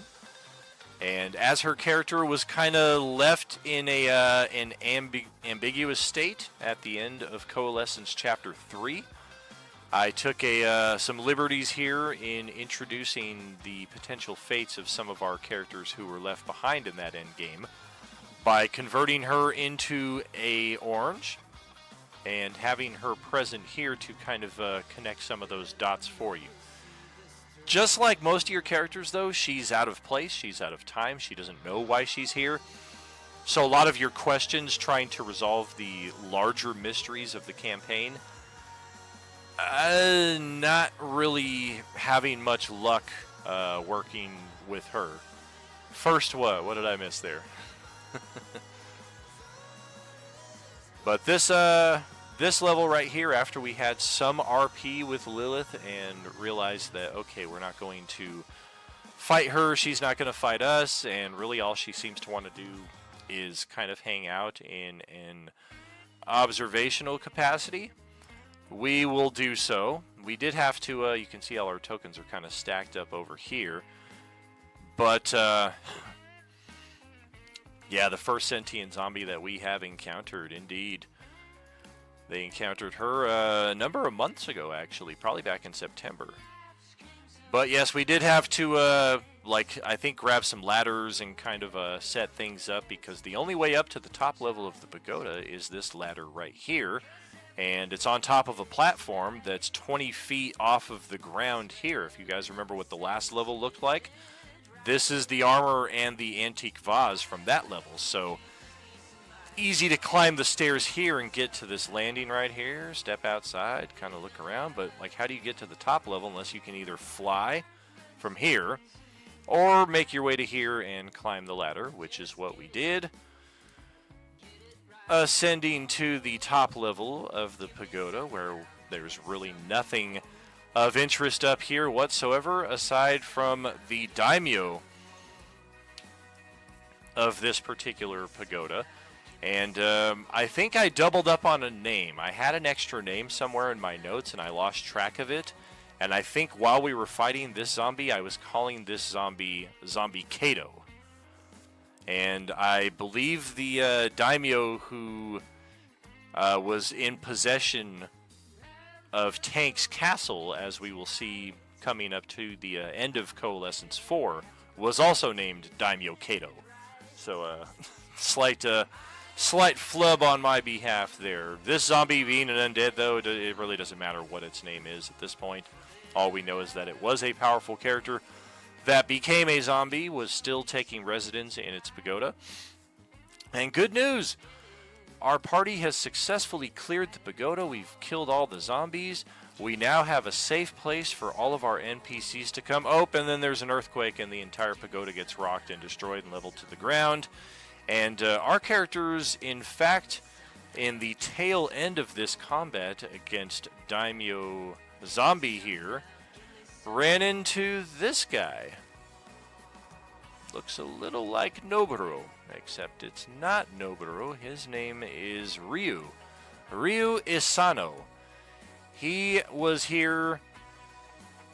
He never actually really gave his reasons for being here, but while the PCs were fighting this zombie, he actually ascended the exterior of the building, joined into the fray, helped kill the zombie, and then as the landscape began to rock with the earthquake, he let us out of here, promising that you'll find safety and sanctuary if you come with me. And that is what led our Thursday crew into the inner graces of Daimyo Isano, and we'll see just how the other side of that coin plays out in a couple tables from now. As for here, this is where Sunday evening ran into some of the same trouble that Sunday morning ran into. We were just minding our business, driving along, making our way, hopefully, to Laughlin, Nevada at some point, when suddenly some assholes decided to lay a trap in the middle of the road that destroyed our tires. And then they started shooting at us, and there were a lot of these guys that just started shooting. And then, of course, in the process of this, who do you draw with all this noise but a lot of friggin' zombies? And that is what we see here, is the aftermath of their combat. Some of our characters got no secret about it. They overextended themselves, and to that respect, I will say Ballard in particular, like he was doing very good against these guys with the machine guns. He was able to close with them in melee and then just kick their ass, like almost going straight up this street here, curving around to the west, just kicking ass, kicking ass. We had some characters kind of get caught in this alley where a number of these thugs with the guns were taking position behind these parked vehicles and opening fire on anybody to come through this alleyway. But once the combat had kind of gone on for 5 or 6 rounds, all of a sudden manholes start opening up, windows start breaking from all these buildings. From the gloom off the side of the map over here come all these friggin' zombies. And our group at this level, they're only level 1, level 2. They're just not prepared for this kind of onslaught. And you can see here the perfect Ballard-sized hole where they were already starting to surround him, and I mean, more of them coming around the corner.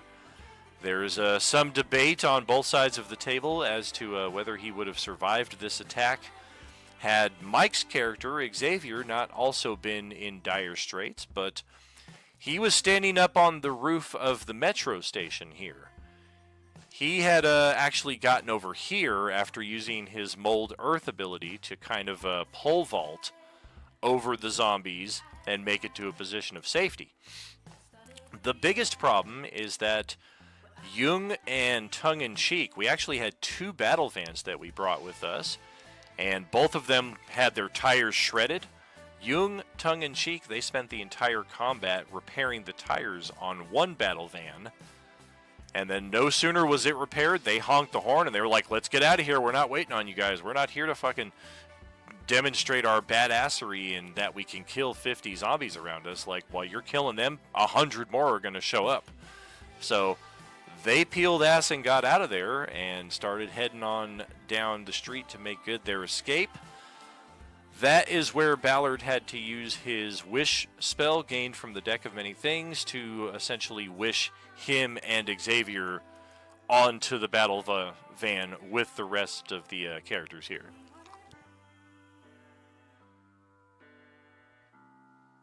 No such thing as 100. Don't challenge me!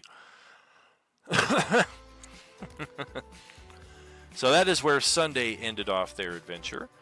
Wednesday, this is where the Coalescence starts to tie in a little bit more.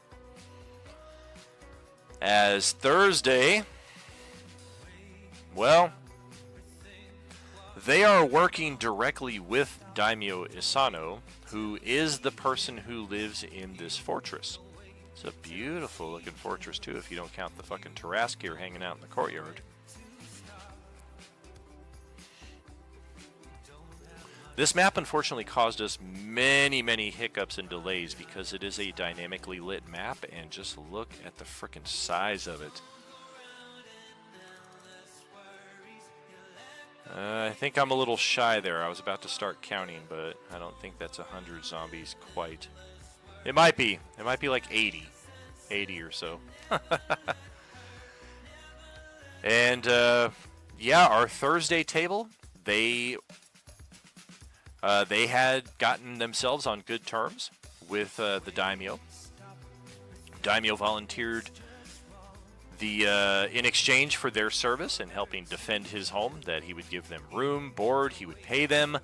We've already got a number of defenders here on the site. Unfortunately, we've had to recruit these guys on the fly because the people who used to help defend this place, we don't know where they are anymore, but we've got these Dwergar, we got these goblins who are looking for a place to stay, and they seem pretty capable, and they're willing to work for the agreed upon price. We've got some other guys here. These are like some of the few who actually stayed here from the Coalescence transversion or transfiguration here.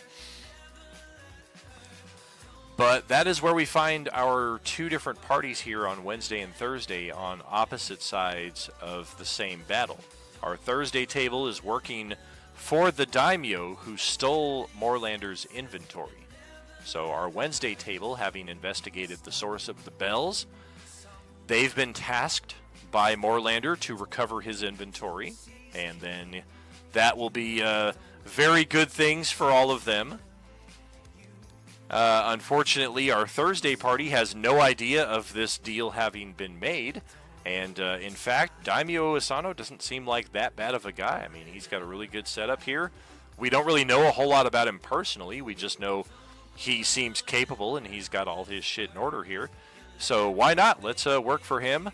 And when the bells start ringing here in the courtyard, indicating that we've got a zombie incursion on the southern side, well, that is where most of our player characters found themselves engaged in battle here on this bridge against an ever-increasing number of the undead. Mixture of Class Ds, Class Cs alike. We tried to halt their progress with an entangle spell. That only worked so much. We can see that half a dozen of them already got past that side of it. And it was then that our keep defenders decided, okay, let's go into the guardhouses here and come back out with some bundles of dynamite, which we're going to use to implode the bridge right here at the base. That's what they ended up doing. Hopefully preventing any zombies from actually making it into the courtyard.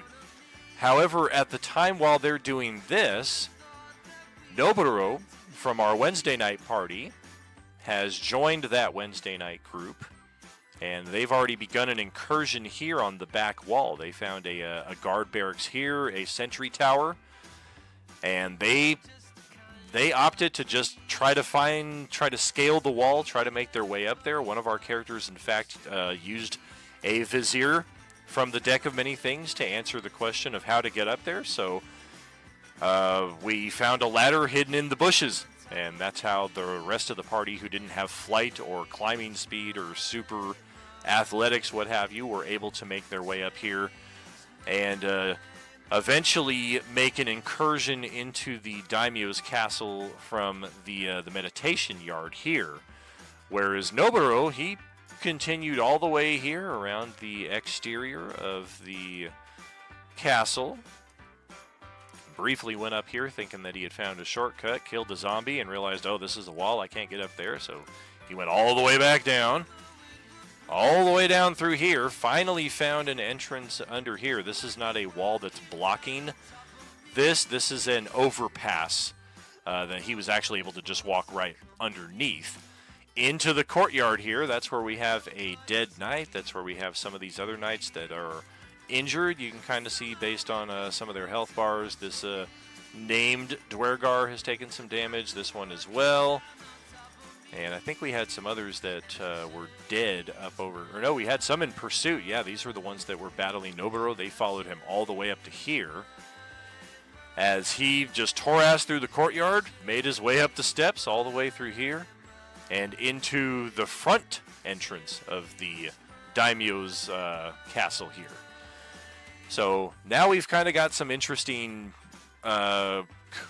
coalescing happening between our Wednesday and our Thursday parties alike, as our Thursday party is now realizing, okay, well, there's not a lot we can do about these zombies, and now we've got our first appearance of the campaign of Mistress Aiji and the ghostly apparition of the Demon Dragon. Both major players in the Coalescence Chapter 3, unseen really since the conclusion of that campaign. Now they are back, neither of them in the same form that they were when last we saw them. And her entire purpose here seemed to be the creation of this time gate, which, if you recall, that's the Time Dragon's breath weapon. It can create a gate linking up to 8,000 years in the past or the future. And where this gate goes, who knows, but setting it up right there, she was effectively able to kind of funnel all of these zombies into that gate. And this all pretty much happened off screen. Once she created the gate and kind of coerced our characters still fighting on the bridge to go back inside, they didn't really have any contact with her. This was merely her first appearance, not really a whole lot of interaction with her. And that's how we find our Thursday characters starting to get scattered over the map here. We've got some of them still running up the stairs to get into the building. We've got Revolver Rick about halfway up there. We've got some Thursday characters, Genzo and Opie right here. And then inside the fortress interior, this is where things got very interesting. As, oh yeah, we had Party Split here as well. So we had some characters entering through the meditation garden. Did some battle in this area. We had a number of guards. We also had the daimyo himself in this room. And as soon as the characters intruded, he just went all about kicking ass. Matheson, in fact, was dropped here and was drug away to be healed. That is these are the blood stains that we see on the floor, the drag marks. And the daimyo definitely made use of the terrain. After fighting for a bit, he then ran out the western door here and took this southern path all the way around. Got a few of the characters to follow him to this point when he then opened the door here, ran right back through here and up these stairs. That's why all of these ghosted characters are kind of clustered right here. They eventually all caught up and went up the stairs to follow the daimyo. Up to Fortress Level 2. This is now Wednesday and Thursday that we're kind of bouncing back and forth between their sessions, as they are caught in a very bloody battle here against the daimyo's NPC defenders. We've got the guards. We've got these little goblin girl mages who were causing all kinds of chaos, even with magic missile spells at this level. Because of the level mages that they were throwing like level... I think they were throwing 5 magic missile spells. So these were landing with a great degree of accuracy and power. And then you mix in our Thursday character. This is where the first instance of our time stutter effect comes into play, as suddenly we've got Thursday and Wednesday characters all kind of appearing here in the midst of the castle in places that they were not expecting. We already had some people who were in here, and now there's a lot of people who weren't, a lot of people who might be allies in other circumstances that we don't know. And in the midst of it all, we've got Noburo versus Ryu. The two of them are twin brothers who have never seen eye to eye, who are in one of those family tragedy, brother against brother for all life, and now this is just 40 years of bad blood and animosity spilt over, and one of these guys is going to die.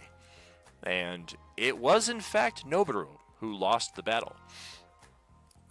Ozzy, who was working for the Thursday night table in the employ of the daimyo, his insight was basically telling him that the daimyo Asano was not a good guy. This guy Noburo had more honor, had probably morals that we would see better eye to eye with.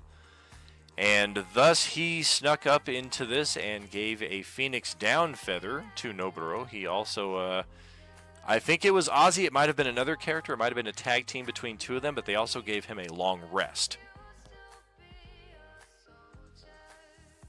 Once that happened, Noburo versus Ryu was pretty much a formality. Ryu had the advantage coming in. He was at full health. Noburo entered this battle having already helped Wednesday crew clear out that location where Moorlander was ringing the bells. So he was coming into this at like 50% his hit point value. But yes, Noburo was able to turn the tables on Ryu, and once Ryu was dropped to less than 50 hit points, he actually revealed a transformation that nobody, including his twin brother, was aware of. Something happened to him in the course of the Coalescence, and we've seen a few occasions of this, maybe only one or two, in fact, where people are coalescing. The biggest example of this would be the Sunday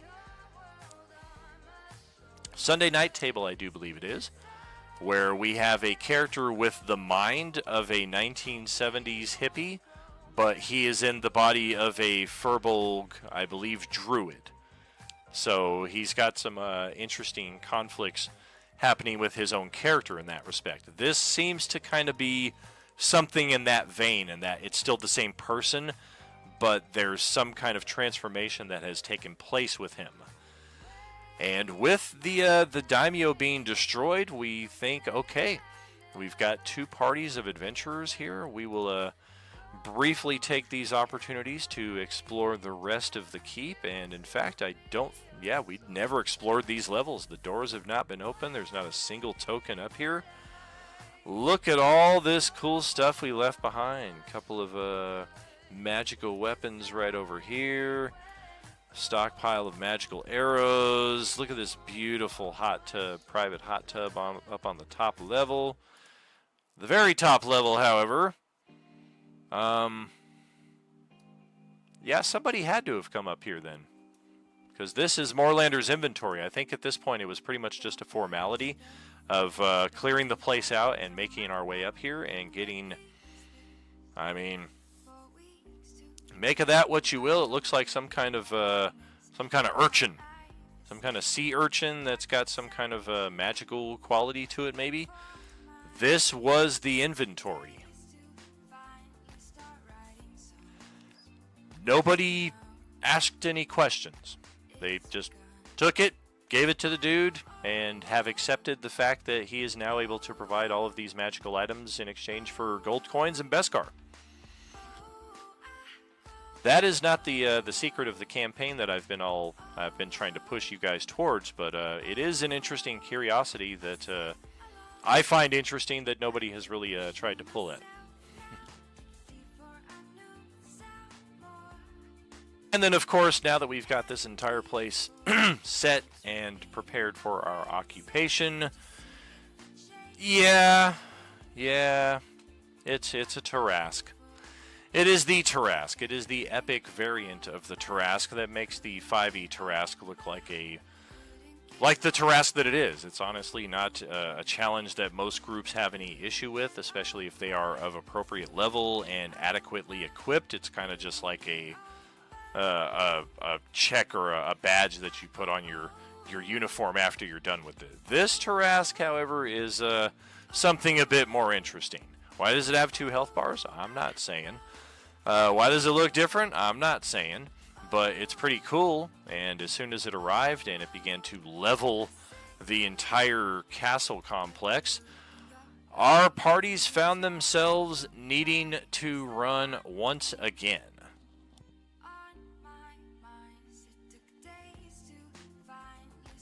And that takes us all the way back here, because right around that same time, our Sunday morning party had finished their clearing of the location that they were at, and they were finally headed up to the castle district, where some of our party members had some unresolved tasks to attend to. And wouldn't you know it, that was the same pagoda that our Thursday party started at, that no sooner does our Sunday party start to arrive in the vicinity, that a massive earthquake breaks out, forcing them to scatter. So we've got all 3 parties now, Wednesday, Thursday, and Sunday 1, all at different times of the day, scattering, trying to get out of this city, either because there's a Tarrasque or there's an earthquake. Possibly the Tarrasque caused the earthquake. But for whatever reason, and in our own due time, all 3 of these parties made their way outside the city, across the bridge, into this little copse of woods, which is where our pre-downtime activities began. I opened up the channel for all of your characters to be able to start connecting between Wednesday, Thursday, Sunday morning. Moorlander's officially open for business. Your storage lockers officially opened up, even though we don't have the home bases unlocked just yet at this point. We've played enough sessions that we're kind of getting the feel for the campaign, the theme, where we're going with it. And at this point, all of our groups are looking back inside of the settlement here now that all of the dust has died down. The Tarrasque is nowhere to be seen, And there is also no sign of any impending earthquake aftershocks. And none of these locations line up with what I'm saying. So when I say this is a castle and you scratch your head and you're like, that ain't no castle, I know it's not a castle. We're just saying that this location on the map represents the castle that will eventually become the home base for Wednesday, Thursday, and Sunday 1. Of course, that is all stuff that we will talk about on the other side of another 5-minute break here or so, friends. And then on that third hour, we should wrap up all of our Coalescence recaps here. Thanks for hanging out and participating. We will catch you in just a few minutes, friends. Are you with us?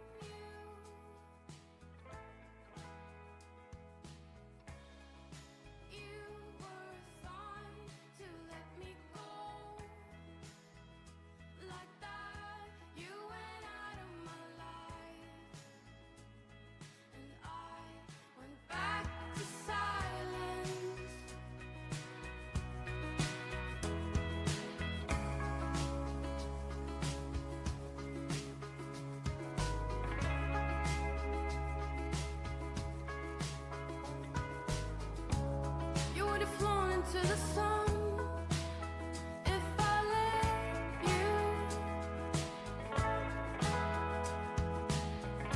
Now it's starting to make sense. You were meant to.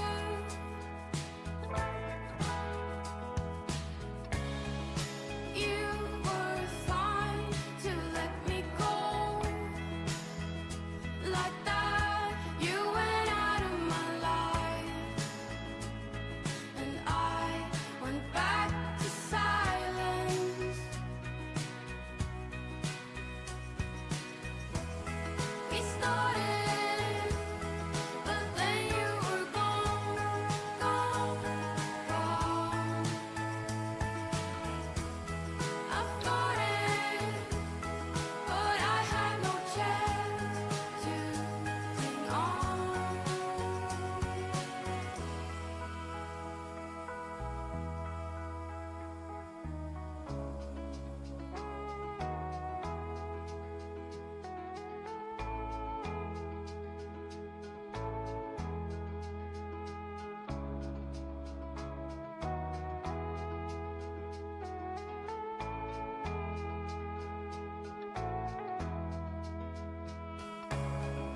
You were fine to let me go like that. You went out of my life, and I went back to silence.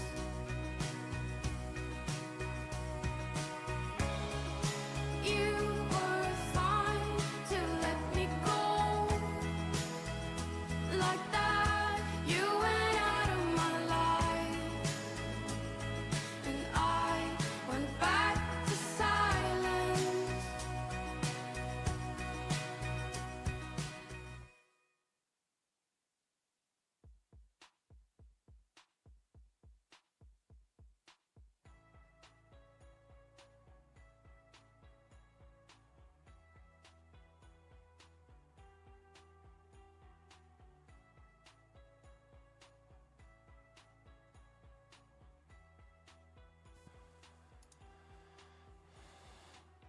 Like a lot of classic stories, you're going to have 3 acts. Quality recap of that story should have 3 acts as well, I guess I feel. Welcome back, friends. We get to Sunday morning table here. They were the first to broach, or no, it was Wednesday actually, who were the first to broach the castle here that would become the site for the next 8 sessions, 9 sessions even. All 3 of the tables had 3 sessions apiece at this site. And a sneak peek at a couple of NPCs here who I debated introducing into the middle of this scene, but I opted not to just because I felt like we had enough characters already. But I do have character sheets and backstories for Cathar and Simone. An interesting pair of a drow elf and a human set from the 1970s theme of the zombie apocalypse. So the 2 of them will be making an appearance at one of our tables at some point throughout the Coalescence Chapter 5, probably.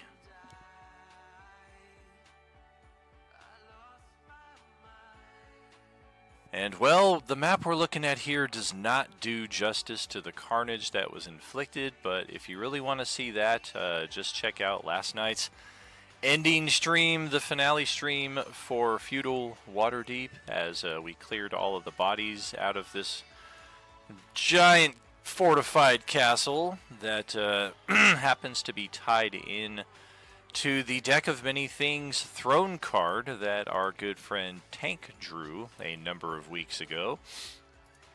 This is definitely the location where our characters at the Wednesday, Thursday, Sunday morning tables all had the heaviest trials placed upon them and also their greatest successes.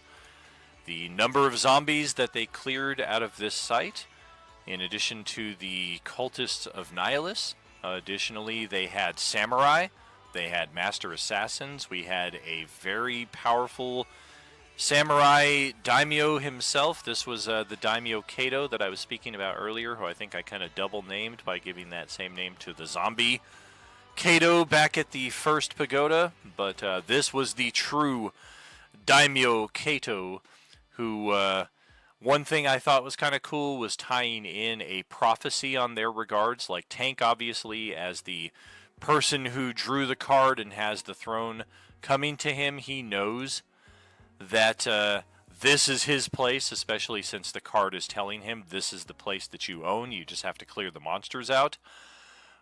But for the daimyo and his people, they've had this prophecy that some soulless metal machine, an armor without a man, will come and spell doom for all of them. So as soon as his character was spotted by the daimyo, that just began 10 plus rounds of running from site to site on this map, usually in a state of being frightened. And additionally, we did have a few character deaths take place on this map, but unlike the other side of our Coalescence, we were able to restore life to all of them, and we do have all of our characters here kind of set. I thought it was a cool little setup here. Tank on his throne, Noburo right here on the steps, all of our characters just kind of in the middle of the RP that we were finishing off the session with last night. Some people in the tables in the rooms next door, but still within lines of sight or lines of audio as well. So I thought this was pretty cool to see all of our teams put together in the same place at once. We didn't really have the opportunity, nor did I make the space for it on our Monday, Tuesday, Sunday evening table. Nor did I even bring in all of the characters from Sunday evening onto that map, I don't think. So this was a cool little thing that I wish I had kind of done for the sun or the other side of the Coalescence, the orange Enemir, as it were. But no reason we can't do it at some future point, or even begin the next chapter with that.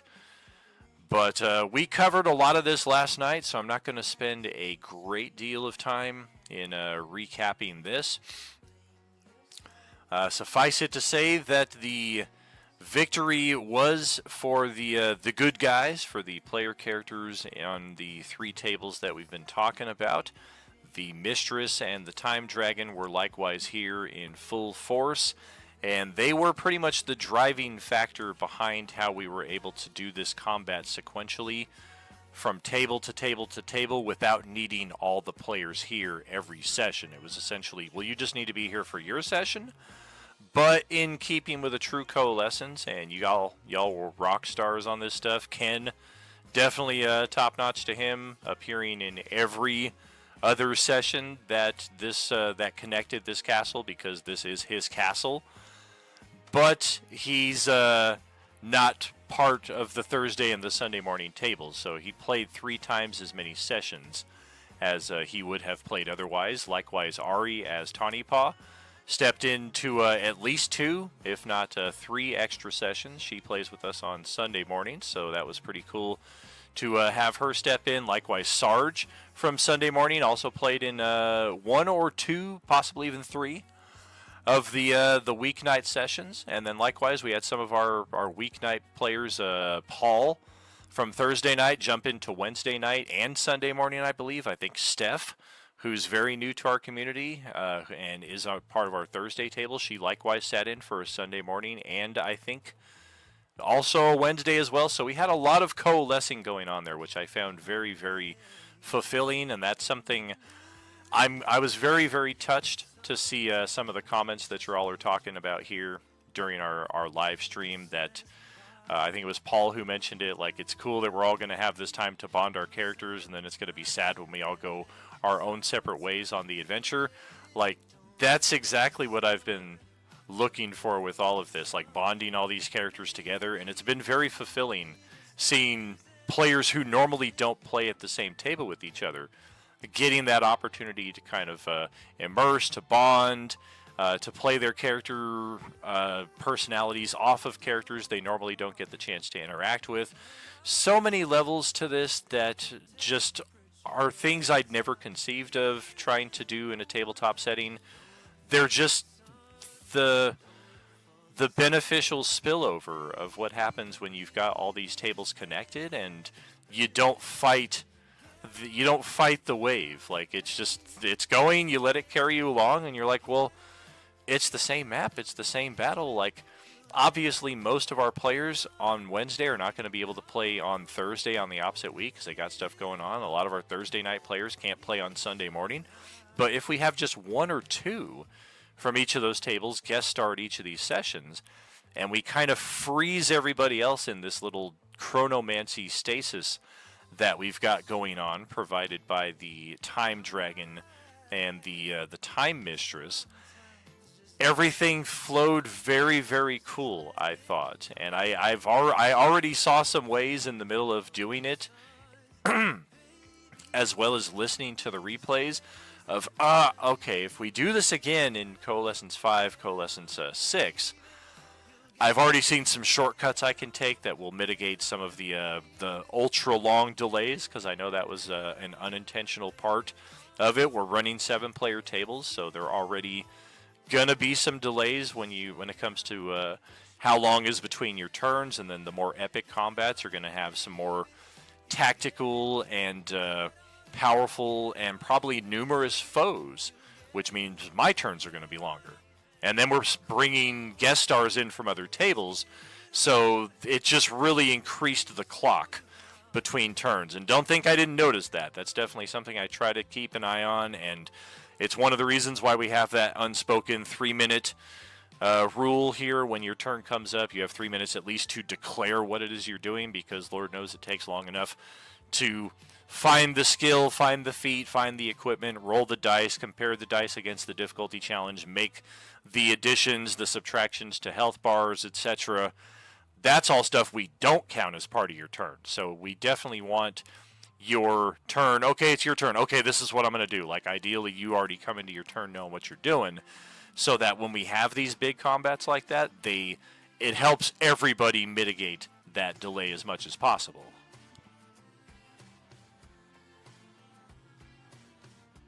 But again, like I said, I found I've already come up with a couple of shortcuts as well, I think, for future combats of this sort to run a little smoother. One of them being having groups do initiative. So that, okay, you're on level 3, you're in Group A. Okay, Group A, we're going to do all the third floor combat right now, and then we're going to go down to level 2, do all the Group B combat. We're going to go down to level 1, do all the Group C combat. So it's not every initiative. Now we're back to level 3. Now we're going underground. Now we're going up to level 4. It was cool to see it thematically like that in real time, so to speak. But I think the compromise to our real-time play suffered a little bit, and it'll probably work better if we do the group format going forward with that. But yes, indeed, we will take a brief tour through the rest of the castle here. But first, we're going to go back to our Monday table, and they were the first ones to break ground here at the Mall of the Undead. We actually had a nice approach from the northwest here. We could see very clearly, yeah, broken windows out here. This front parking lot is kind of crawling with undead. Probably don't want to approach from that side unless we absolutely have to. We've got blueprints and schematics of the mall that we had found throughout the course of the campaign between our Monday and Tuesday tables. Unfortunately, by this point, our Monday and Tuesday tables had not met each other yet, so they're still approaching this very, very differently. Monday crew opting to try from the eastern parking lot. Since they had the blueprints, they knew these warehouses right here would serve them well. This was all Wudorm here, I believe, was kind of pushing the party along, like we should approach from this side. There are warehouses over here that will serve us well. Once we kind of clear out the area, we'll be able to have a place to take our long rest, which is exactly how it worked out. We cleared the initial wave of zombies. We took our long rest in here, and then we proceeded further down the parking lot where there were another cluster of them down here that we didn't originally see when we did the combat up here. And they spent most of their time, did Monday crew, outside of the mall.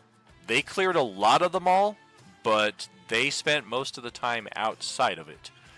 Briefly, for a few moments, they did go inside Through the security office here, we did break through the vent, make our way inside. We were very tempted by the spiral staircase. We did not go that route, however.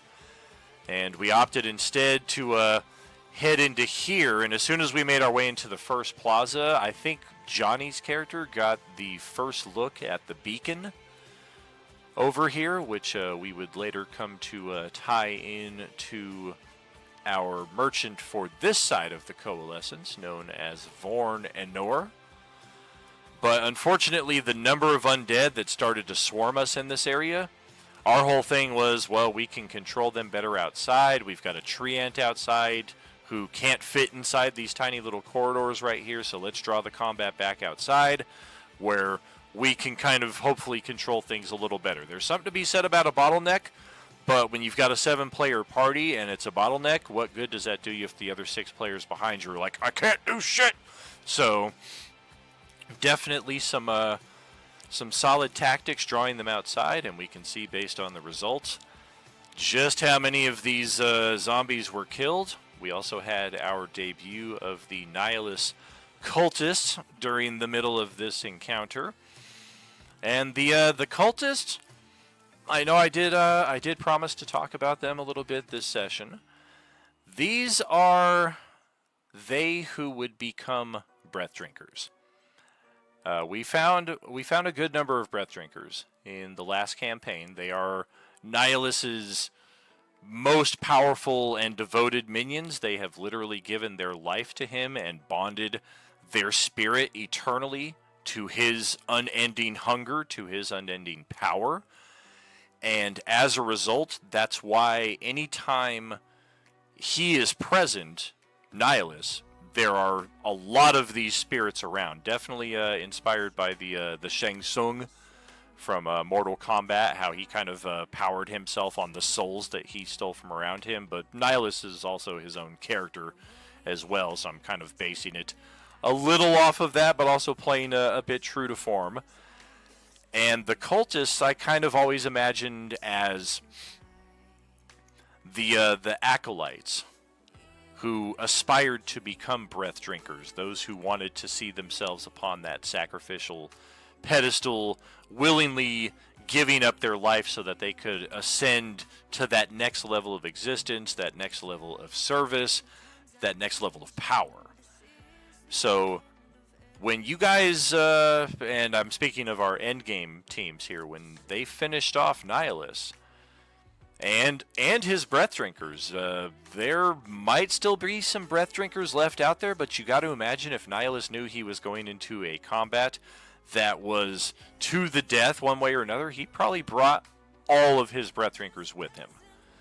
So without Nihilus or the senior elders of the church, so to speak, them all gone, these cultists are now kind of running on their own, trying to find a way to see the mission accomplished. And of course, Nihilus's mission is devouring all life as we know it. Of course, these cultists, they don't have the capacity to eat all of you, so the next best thing they can do is really just try to end all life. And because they're already part of the process of becoming a breath drinker, like this is stage 1, stage 2, and then stage 3, become a breath drinker, or prophet, as the case may be.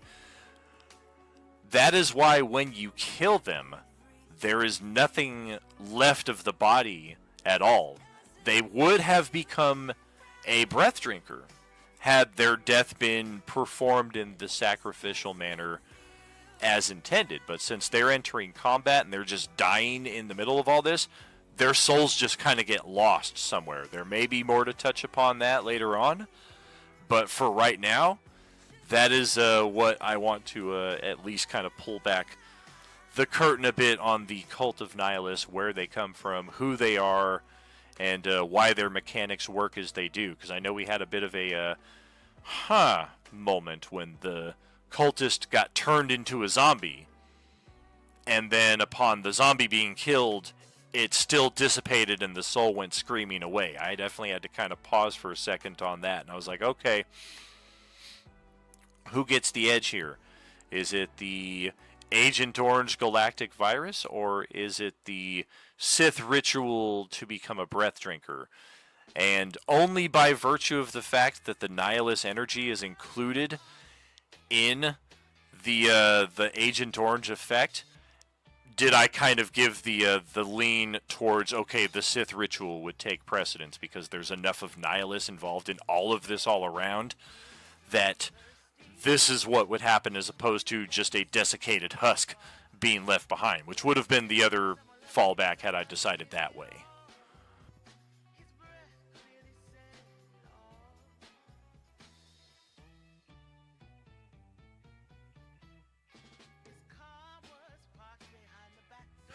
We did have a couple of casualties out here as well over the few sessions that we spent with Monday night out here in the parking lot. Fortunately, they are all resurrected right here. All three of our characters who died, Jean, Holiday, and Rusty, were all given a Revivify this past Tuesday night.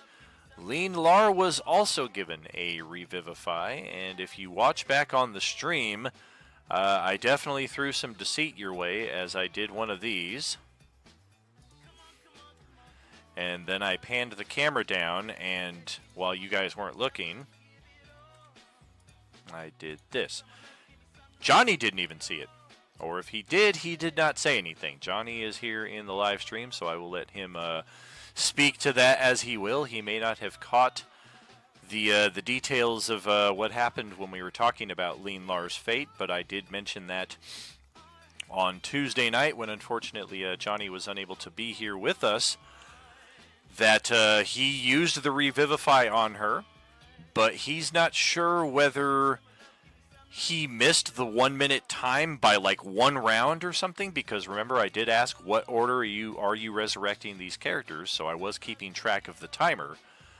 Or is it that something weird happened with the spell to where it didn't work with her Yuuzhan Vong physiology or something? You're not sure what happened, but that is definitely something going into downtime that Adolin may wish to examine, because it worked on all three of the other characters. They all died around the same time, but we did have numerous chronomancy stuttering effects going on that could have played into that, and some of them died before others of them, so that also of course impacts where the timer and the clock lay. Once this combat was all finished up, however, we did have basically the same thing that was going on with our Wednesday, Thursday, and our Sunday morning characters, with the Time Dragon and the Mistress here. Kind of, again, with that stutter effect of magic and chronomancy, kind of moving characters from place to place, or just accelerating time so that you've already moved to that place, but you don't remember, like driving home from work. You've made the trip so many times, just like, I don't remember going from point A to point B. I just know that I did. And another interesting thing that we've seen on both sides of the Coalescence, although not every character has seen it, is one of these cultists, almost without exception, they ignore the undead. They don't really seem to care about the undead. And truthfully, they're very tactical. They use the undead to their advantage because they're like, yes, we will destroy the undead, but we'll destroy them last. They're already halfway there. Most of them can't affect us. It's the living who are the real threats to our purpose. So we will use the undead as best we can in helping kill the living. Of course, when the Void Claw zombies appeared in the middle of the castle on the other side of the Coalescence, that proved to be a very poor tactic, because the zombies don't pay the cultists the same attention. The cultists do still have that spark of life, and if the zombies can get at them, they are going to get at them. And the Void Claws throwing that necrotic damage that we now know deals double damage to the cultists did you a big, big solid there in the tank castle. As he'll of course rebrand it as whatever he sees fitting. But additionally, the cultists, while they ignored the zombies, two of them, one on each side of the Coalescence, found the Mistress's presence interesting enough that they tried to kind of probe the defenses. They threw some Sith lightning at her, and they immediately accelerated, decelerated through time, going all the way back to infantile, all the way to super senior citizen stage, kind of like Ant-Man in the Endgame movie, or perhaps more horrifically like the villain in Indiana Jones and the Last Crusade, when he chose poorly, and he just, all of a sudden, he's super senior, then his skin falls off, and now all of a sudden he's just a skeleton standing there. And to finish matters off, once there's nothing left but a skeleton, it's almost like it kind of quickly balls up like a broken paper cup, and then it just kind of drifts along in the wind, like mask, lightsaber, robes, all torn, tattered, broken, shattered. Nothing left of them whatsoever. That is what happened to this cultist right here when he tried to attack the Time Mistress. She didn't do anything in response. It seemed to be just part of her natural aura that as soon as she was touched, this guy was just instantly obliterated. The same thing happened in the basement of the Daimyo's castle. I forget which night it happened on. I think it was a Wednesday or Thursday night. I don't think it was Sunday morning. But one of the cultists made their way down there at the same time that the Mistress had just brought a couple of characters there, and the Mistress was hanging out in the far back from all the rest of the combat, so the first person the cultist saw was her. And he kind of looked at her, she looked back at him and kind of shook her head like, don't do it. And he was like, Sith lightning, and then he was instantly obliterated as well. So some of the characters have seen this happen. Hopefully enough of those characters will spread the word throughout the rest of our tables to mind how you approach the Time Mistress. I know some of you find her to be a benevolent figure. Some of you do not trust her at all. Perhaps the truth lies somewhere in the middle. I'm definitely not going to give that away at this stage of the story, but for those of your characters who have seen this happen, it might be valuable information to pass around to the other 20 characters on your side of the table, because each side, I think, has 21 characters. I think we're rolling with 42 characters here total between all 6 of our tables, 7 characters per table. Math adds up.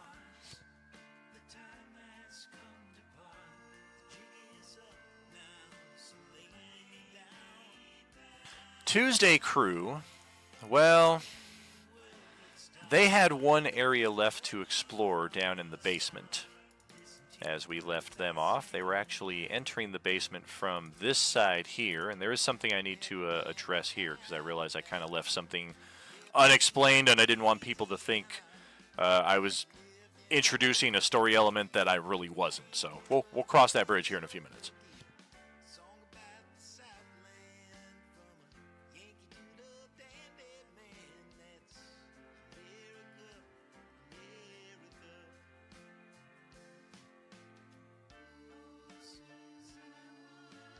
Alright, so Tuesday crew has found one of the better stocked armories here once they made their way down below ground. We did have a bit of humor, as if you recall looking at the map of this house on the ground level, all of our player characters were going down the stairs here on the outside. Our NPCs were going down the stairs on the inside. And the way I played that off in-game was basically just that the player characters had kind of gotten away for just long enough that the NPCs were like, where'd they go? I don't know. I think they went to go check out another house. All right, well, how about the rest of us go check out the basement down here while they go do that? Not knowing, of course, that the player characters had really just gone out the front door, around the front yard, and down here to these stairs. And they found a locked door. So the players are trying to pick the lock here, get through the door, as our NPCs come down the stairs. They hear somebody trying to break through the door, assume that they're zombies, so they're all prepared in attack mode as they open the door, get ready to attack, and oh, it's our friends on the other side of the door. Womp womp. So we had a little bit of fun, classic horror mix-up in that respect before we began to explore This basement cellar area, we've got a private restroom that's definitely seen better days. We've got a workout room that's equally seen better days. But the armory itself, everything is in very good condition. Not the special ammunition and what have you that we found at the mall with the combined Monday, Tuesday, and even to an extent Sunday night group by that point. But still valuable nonetheless. And I feel like most of this equipment ended up with our NPCs, except for the Elven Chains, which I think it might have been Grant and Kimberly who ended up with both of those. I could be mistaken. It's been a couple weeks since I listened to those replays. But we also found some frag grenades. Hey, look at me. Sometimes it still works. The brain. We found some extra ammunition, rifle ammunition, pistol ammunition, likewise an extra rifle and a pistol here. This room here was a workshop that contains some rather unique components, also some bedrolls and what have you, but these components are very useful for the artificers. What these are, it's a homebrew mechanic that I just kind of decided to throw in there. Like, artificers don't have the opportunity to do enough things. I just thought it was cool since I had the tokens for this stuff and it benefits the whole party. When I throw these components in, for Justin playing the artificer in this group, it gave him the ability to create one extra uncommon magic item for that day. And recently, he found another stash of supplies, so he can now create 2 uncommon items extra per day, or 1 rare item extra per day. You've already got your infusions and your natural artificer abilities that allow you to kind of play around with the magic item system. This was just a supplement to that even, which really is, again, just intended to benefit the entire party. I believe this is the fireman's axe that Brad got his hands on and finally managed to procure an offhand weapon.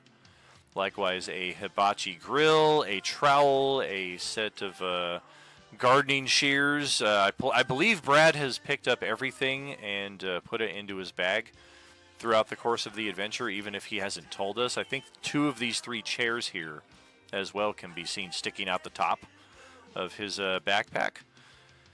And possibly this exercise bike.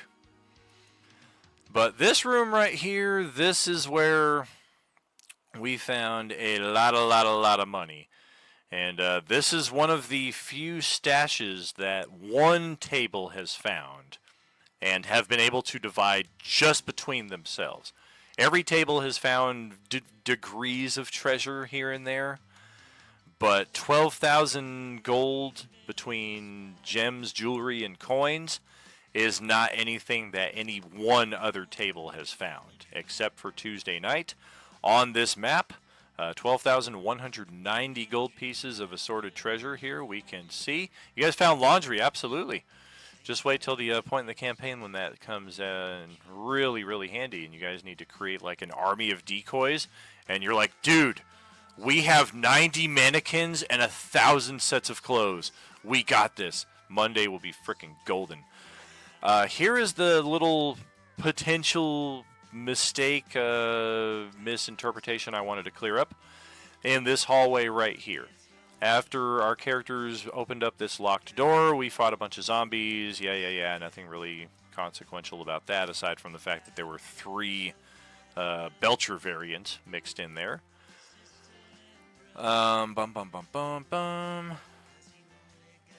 What is this?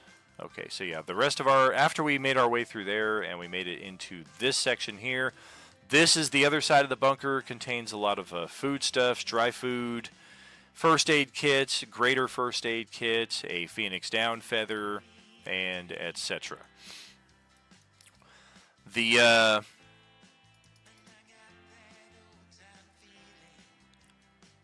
The miscommunication that I wanted to clear up here in this hallway is after these areas were cleared, we found numerous journals and notes and what have you that seemed to indicate the 2 families that lived in these 2 respective bunkers. Of course, they connect to 2 different houses back on the surface. They eventually began to sour on each other over the course of the apocalypse. You get the impression that the apocalypse for these people has been going on for months, if not years, compared to your characters who just got here a few days ago. So, over the course of their different communities existing and eventually souring on each other, they made plans that they were going to basically wipe the other community out, make off with all their goods, and that would be the end of it. And where the potential misunderstanding comes into play is that they did indeed make their way into the central tunnel here, and that was their last exchange. They all went all out and killed each other in that combat. And after that fact is when the galactic Agent Orange virus spread around. This was a community that was already dealing with a zombie apocalypse. Slow zombies, Class D all around, not even the same category of Class D that we're used to. If we're going to categorize them in the same, these would be like Class R zombies. Like that's the weak level of zombie they're used to dealing with before the Zastam Acererak mutated ritual spread like wildfire throughout the galaxy. Good thing for them, they're already dead. They've all killed each other. Their bodies are just laying here decomposing in this corridor. But like many bodies that were already corpses by that point, the mutated virus was able to reanimate these bodies. And that's the fine distinction. I didn't want people to think that it was like The Walking Dead, where no matter how you die, you come back as an undead. This was a special circumstance where they all came into this hallway as human, they all killed each other, and then the ritual virus kind of washed over the area and reanimated these corpses in particular. Just to clear that up in case anybody kind of pulled on that thread and was going to base any kind of RP off of that. I don't think anybody was, but in listening to the replay of it, I was like, ooh, yikes, I think I said something that I didn't intend to, so just wanted to clear that up. And Tuesday, crew, now that we have finally concluded our quest here in the underground, we've gotten all our stuff, we are prepared to take a long rest. We get our long rest. We are now going to, for the first time, use our epic subscriber bonus and summon the campaign merchant to our table. The trick here, however, is that we instead got summoned to the campaign merchant. And that's why all of our Tuesday characters, including our new mascot known as Shrubby, they're all gathered right over here. This is how we finally unlocked the merchant for the Monday, Tuesday, and Sunday night tables.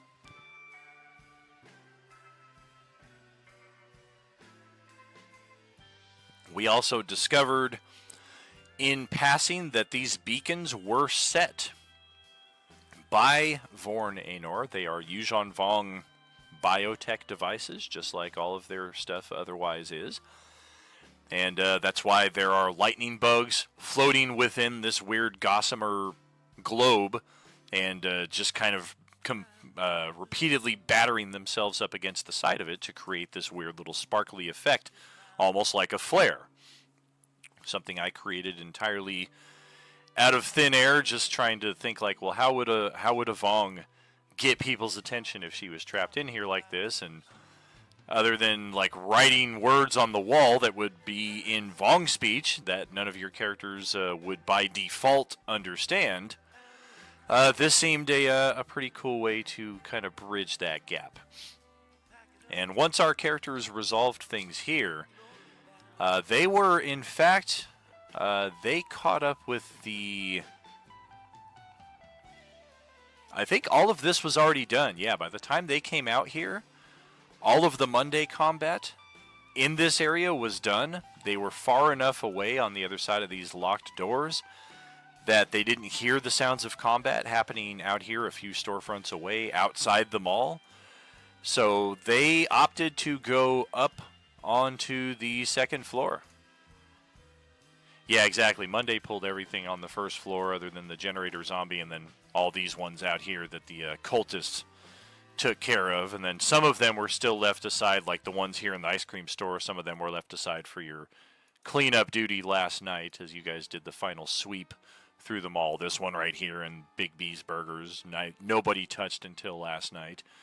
These are the 3 cultists that were in observation mode / cleanup mode here on the west side before they decided to make good their retreat. But yes, Tuesday night they went upstairs here at the mall. But not before Sunday G2. This is where they spent the remainder of their campaign. The bulk of their campaign, in fact, after having that very tedious street fight with the thugs and the horde of zombies, we finally make our way here to the Riverside Casino in Laughlin, Nevada, where we are introduced to one crazy-ass Blake Barrington, who was the only person still here from the previous survivors who called this place home. Why he didn't go with them is kind of a mystery. He tried to explain as best he could, but his ramblings are a bit incoherent.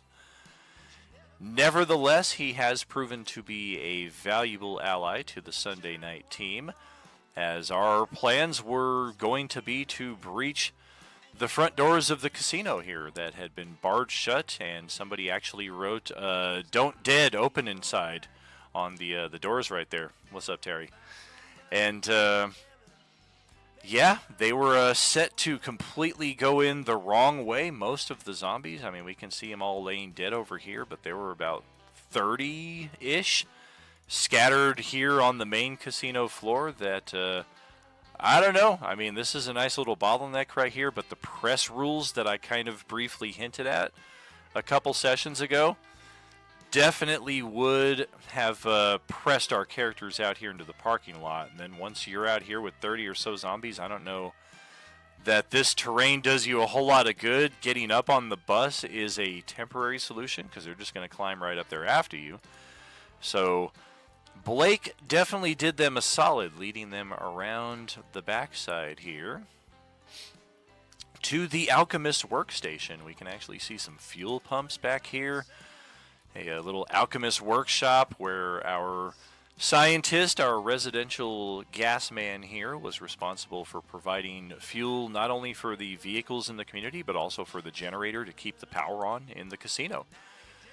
Unfortunately, through the ramblings of Mr. Barrington, we learned as the Sunday night table that the casino was vacated. The zombies had gotten in somehow and basically run everybody out. The survivors had enough tactics and courage remaining to them to at least seal the place up behind them before they made good their escape. But it sounds like that happened a number of months ago. So our characters made their way up the stairwell here into the hotel area of the casino, where we had plenty of zombies as it was to face off even here. Like this was not an easy combat for our low-level G2 party, but this is where they cut their teeth as well. They got some experience. This is where our group levels went up to 3, and then we got our group community challenge up to level 4. We did some extra clearing out of the zombies down here at the end of the hallway. Didn't really find much of use in any of the rooms, just evidence that people once called these places home. And obviously some of these rooms were horribly damaged in the escape/attack. Some of them were damaged in the initial taking of the casino too. This place wasn't empty when these survivors moved in. They had to take it. And the generator room would have just been a shortcut to getting the elevator working, getting the power on. We might have been able to use that in some respects to kind of, maybe with all the slot machines on, kind of keep all of these zombies' attention over here.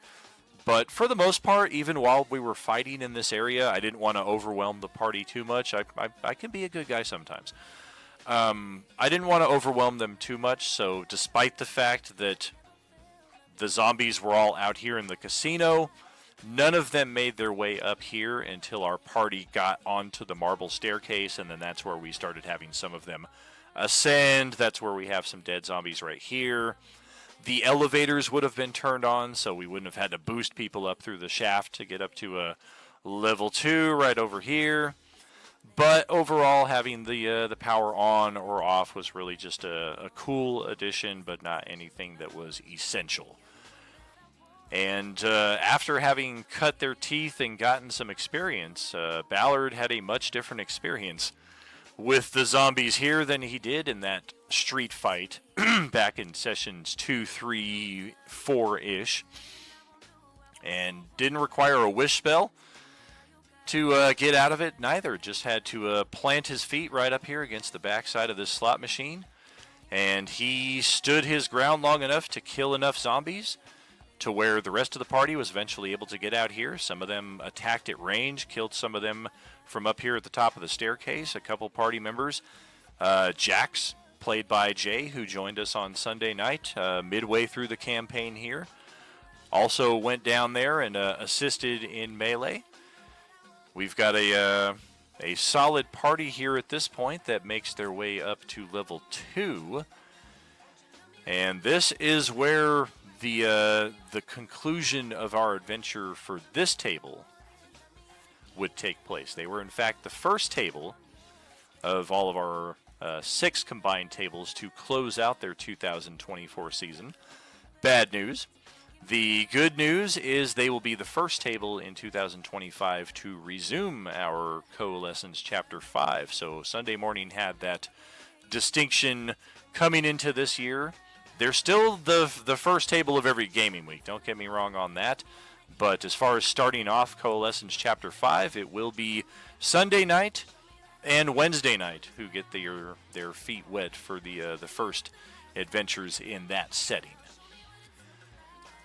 Up here we found the source of our scientist's workstation here. We found numerous items of interest outside, but what we were hoping to find was this, like his desk, his notes, his works.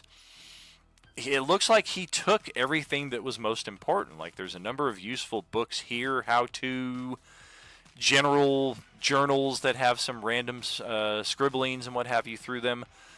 But it's all very like having 300 pieces of a 500-piece puzzle. Like you can kind of see the picture that you're trying to make, but you don't have all of what you need. So the best thing that we were able to determine from the notes left behind was that the people who left the casino were heading towards this new settlement that they could see out on the lake to the north. Laughlin is right here for whatever reason. All the map is completely effed up anyway. I'll give you another hint right here. We've already seen a spoiler alert for it. And Sunday morning, Sunday night, 2025.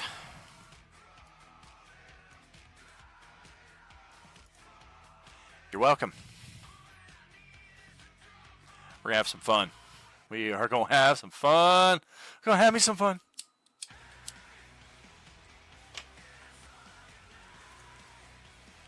Look at that thick gloom over it. You can't even barely see Vegas underneath all that shit. Look, Vegas is right on a peninsula, too. It's going to be so much fun. That is for our Sunday tables coming up in 2025. To end off 2024, though, Sunday G2 made their way up to Turtle Cove based on the rumors that the survivors from the casino had likewise went to investigate this strange new settlement that was, they suspected, at Lake Mead, but again, consider that these are people living in 1970s Nevada, so the lake doesn't match the direction that they're used to seeing it as. So it's like Lake Mead ? Nevertheless, it's a city. Maybe there's supplies, maybe there's people, maybe there's possibility of hope. This is where our survivors have headed off to. And a little behind-the-scenes connection in that respect. Going back here to the mall at level 1. When Blake Barrington was asked about the scientist who created gas, his response was, I don't remember if they asked what his name was, but they said, "Would you know him if you saw him?" Because I remember listening to this replay a few weeks back, and he was like, "Well, yeah, I remember him. He's short, he's redheaded, and he's fat." And I know you can't tell much about Rusty's build from this picture right here, but this was definitely the inspiration that I was drawing upon when Blake was loosely describing the scientist, the gas man, from the survivors at the Laughlin Casino. And it's been Rusty who's been with our Monday night party pretty much this entire time. Just like with Sarah's character on Sunday morning table, how the object of her bounty has been hanging out with the Tuesday NPCs this whole time. It's just one more layer of how it's fun to connect all these tables in ways that I normally wouldn't have the opportunity to do. It's one thing to say, yeah, they've been hanging out with these NPCs, and everybody's like, yeah, big deal. When it's the NPCs that are the object of another table's protection, it kind of adds another level of gravitas, I think, in that respect. Cool stuff. That is one thing I enjoy about the Agent Orange campaigns compared to a lot of the other campaigns I run, is I tend to go heavy on the NPCs for Agent Orange, whereas a lot of other campaigns I might go heavy on monster creation, dungeon design, deviousness, things of that nature, villain presence. I don't really spend a lot of time on NPCs in our typical D&D settings. Even in Coalescence chapters 1 through 3, I might have had like one major NPC for each table throughout 30-something sessions that we ran for all those tables.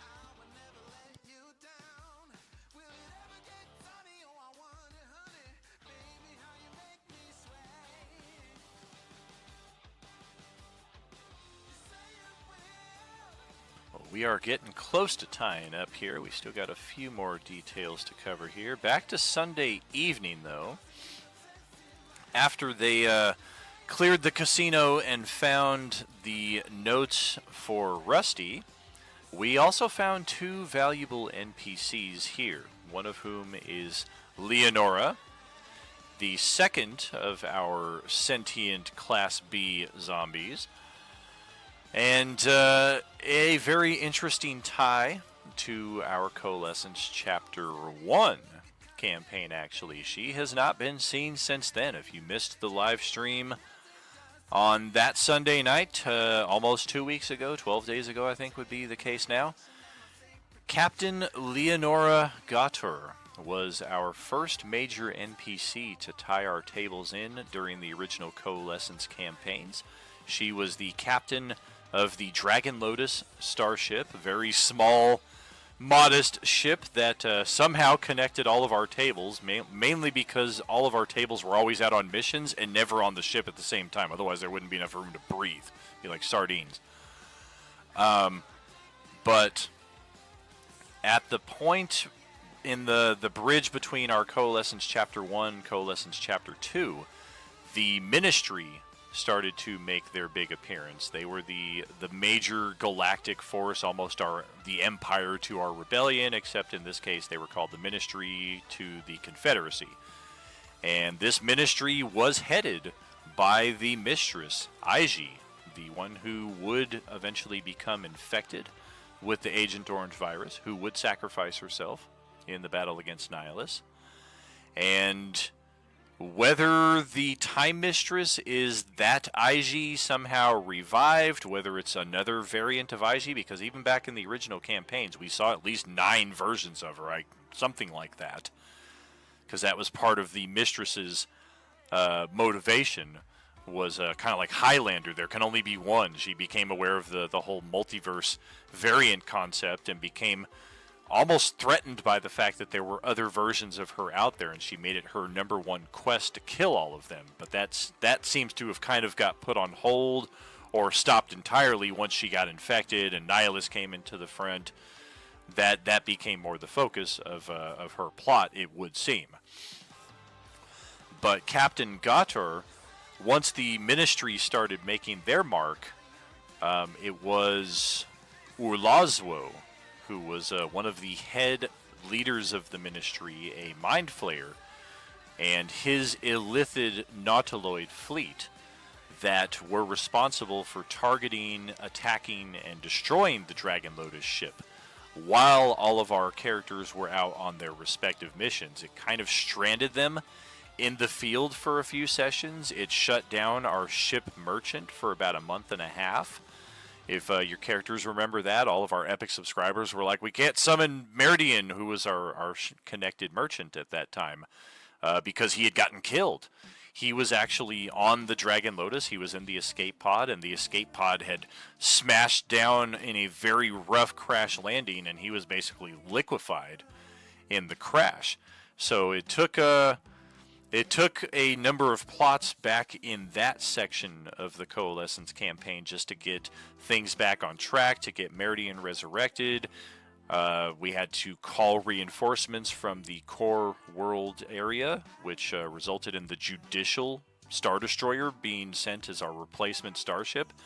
I never really touched a lot upon it, too. I think I did some RP as Captain Piper a few times, and some of you may have caught this, but it was actually an administrative error that caused a Star Destroyer to be sent to your sector and not another small starship like the Dragon Lotus, because when reinforcements were called for, that's what should have came out here. But I decided to kind of just throw in a little administrative screw up there in the bureaucracy, and all of a sudden this Star Destroyer shows up, and it helped me portray Captain Piper in those early sessions, because it allowed your characters to kind of take a greater leadership role. He's the captain. He's the one that's supposed to be organizing everything. But he's here from like 8 parsecs away, has no idea what's going on.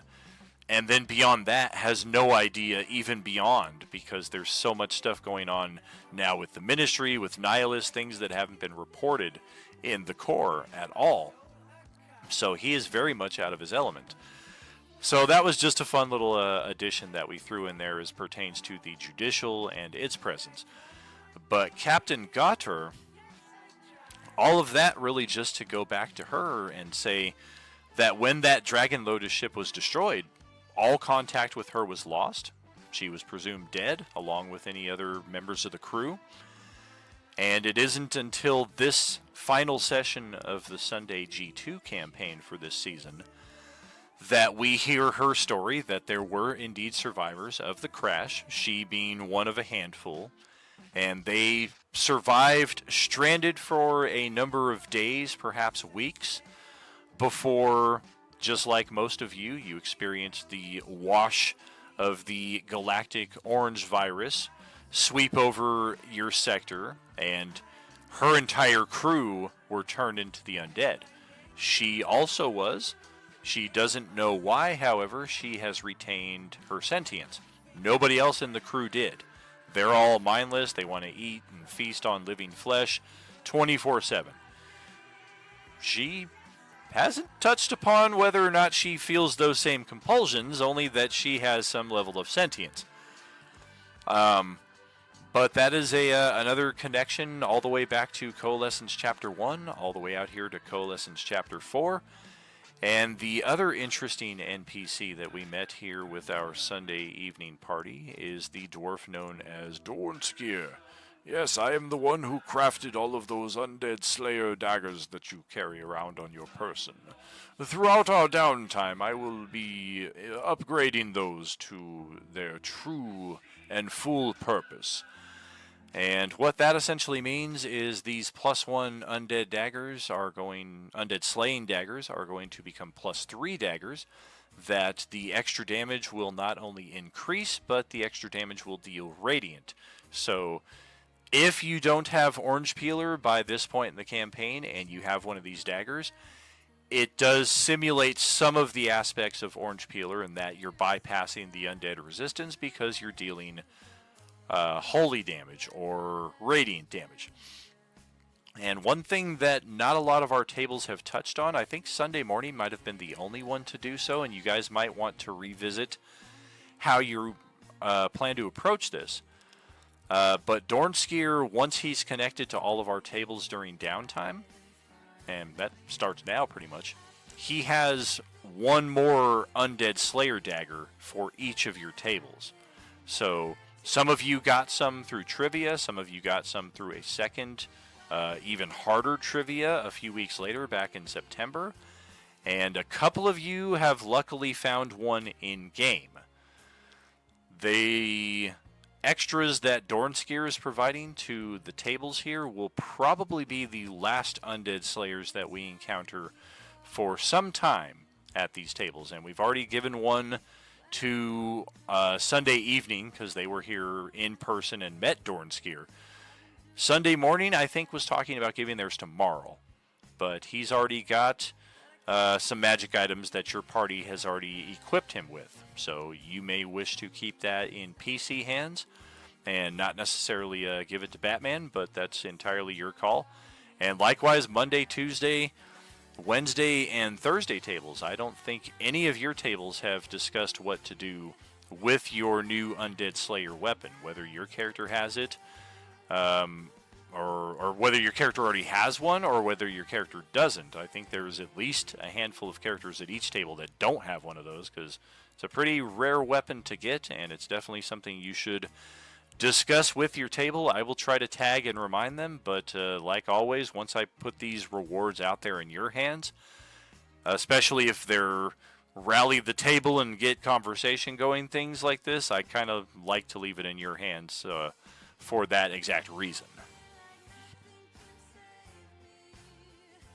But yes, our Sunday night table would eventually make their way here to the mall for our final session this most recent Tuesday. We had some final cleanup work to do here with the rest of the goth zombies. We had some stuff to divvy out.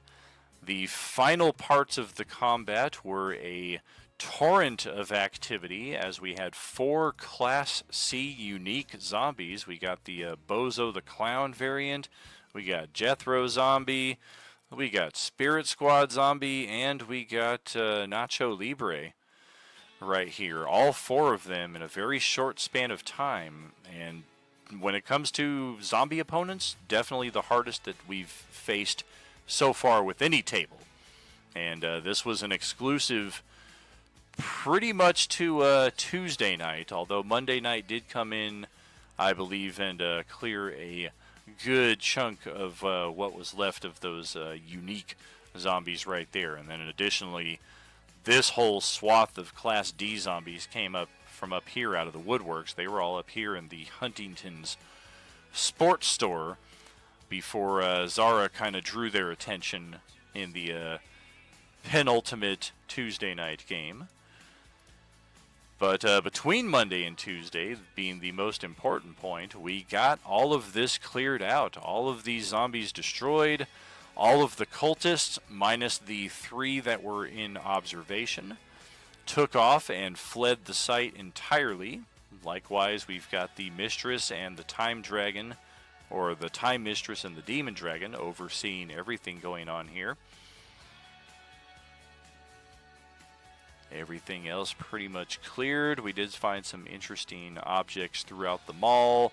Different potions in the forms of stems and pills. We found some elven plate or elven chain in the form of tactical battle vest armor. Oh boy, oh boy. Of course, the crux of our interest would be focused in this hidden room behind the vents in the Sports Authority store, where we found an energy rifle, we found some energy ammunition, we found a radiant mine, some frost missiles, some incendiary grenades, and whatever the heck this weird artifact is that has really, really effed with two of our characters who dared to lay a hand on it. It sucked them completely out of this reality for a indeterminate amount of time before spitting them back out with 1 hit point and 5 levels of exhaustion. It was not pretty. And yeah, you did. You had a hand that was touching a thing that touched it. That means you touched it with your hand. That's how that goes. And yeah, it's still to be determined what we're going to do with this this interesting item, this plate that we have since determined to be connected to Zastam. We just don't really know how.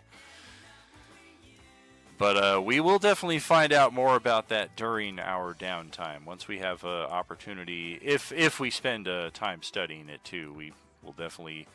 I'll be interested to see what ideas you guys have in that respect to get us more information. Here we have all of our characters, NPCs, PCs alike from Monday, Tuesday. It's our Sunday evening group that is really only represented here by Xavier and Ballard, who only just showed up at the end of Monday and Tuesday, having cleaned out the entire mall here. So that's why we don't see their representation as much as we did with the other connected table. It wasn't all 3 tables trying to clear the same site. Sunday night was trying to clear that casino. Monday, Tuesday, we're trying to clear the mall. Now we're all here, so we'll see how this this team up plays out going forward. But searching through the rest of the mall, like I was saying, we did find some other objects of interest. I think those were mostly back on the first level. Mostly that freight elevator was the only thing that I was kind of like, oh, look over there. We had people literally leaning up against the side of this freight elevator for a good chunk of the combat for a couple weeks. Just nobody could get the doors unstuck. And within there were 4 pistols with 60 rounds of frost ammunition. I mean, not anything that was going to clinch and make this combat like, oh, we would have killed them 1,000 times faster with these. Just would have been cool things to have in your hand. And part of the reason why I like to throw random things like this in random places on the map, so to encourage that bit of exploration, even if it can sometimes bite you in the ass. That's the other side of the coin, because yeah, I'll stick a monster in there just as often as I'll stick an ammo cache just like this. But for those times when you do wander in and you're like, sweet, we got pistols, and then you pass them out through the middle of combat and everybody starts doing ice damage, I think that's pretty cool. Of course, we can save them for after the combat, and we can all find them now and have them prepared at any point for our next adventures going forward. Oh yeah, Woodorm is not a fan of the party split. That, I think, does tie us up nicely for our Monday, Tuesday, and Sunday evening. However, I don't know that we had a whole lot extra here to cover that I forgot. I'm sure there are things I did not touch upon at all. Mostly focused on the story developments more so than individual PC stuff. I do apologize, as that is a failing of mine in these respects, as I tend to just kind of narrate the overall broad strokes. Like, even when I write these narrations out, that's something I've noticed for a number of years, is I don't tend to mention characters by name, because then part of me is like, well, if I mention this character by name, I want to mention all characters by name, and then I'm going down that rabbit hole of trying to search, like, what are the most monumental things that these characters have done, so I make sure to touch upon them. And that, of course, expands the narrative exponentially by trying to incorporate each character's personal experiences. When I'm just the one watching your characters have these experiences, you're the ones actually playing from that perspective. So I'm kind of like, well, they can fill in any blanks in that respect from how their character felt, how their character perceived, what their character did, etc. and so on. Of course, some things that some characters do are inextricably linked to, this is how the plot progressed from point A to point B. So you can't talk about the broad strokes without mentioning that character. All of that just to say, if you're disappointed that you're like, wow, I was hoping you'd talk more about my character tonight, I do apologize in that respect. I mean, it's we're 3 hours and 20 minutes in already, and this is just trying to hit the broadest strokes as possible again here. But wrapping up the Wednesday, Thursday, and Sunday morning side of our Coalescence. How much damage did I do? 100. Oh, that was another funny thing, too. I felt I need to do justice to this as well. This is going back to when Wednesday and Thursday first converged before Sunday morning. Tied into it as well. You guys were all still caught out there in the streets watching your precious NPCs get killed, unfortunately. But while our party was all getting caught up in this battle here with the Daimyo, we had two player characters who decided that this must be where the action is happening, and they ended up in a little dojo here with some interesting weaponry scattered about and a staircase leading up to a very, very cool little trove of items here. We found some more samurai armor, some cool blades. We found some smoke bombs, some pouches of coin. They did not spend a lot of time looting this area. Had they done so, they might have gotten trapped in here when the Tarask made its eventual appearance. But I think each of them grabbed, like I think Katie grabbed the dagger. I think they each grabbed some smoke bombs and some coin and hightailed it out of here before reconvening with the party during the escape from the monstrous Tarask. I just found that a little funny side detour right there while everybody's fighting tooth and nail to death. They're just like, ooh, look, we found shinies. Level 2 of the Daimyo Castle here saw almost as much action as did level 1. We had party members from all three tables make their way up here at different points. We had most of them ascend from the obvious staircases, although we did have somebody discover the secret room right here. This is one part of the map that I'm still kind of sketchy on as far as like where things connect.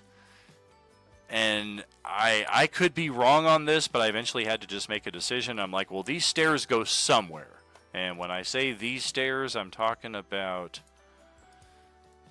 these ones right over here. These stairs go up. These stairs clearly go down. I was able to find the corresponding spot in the basement to where these connect to.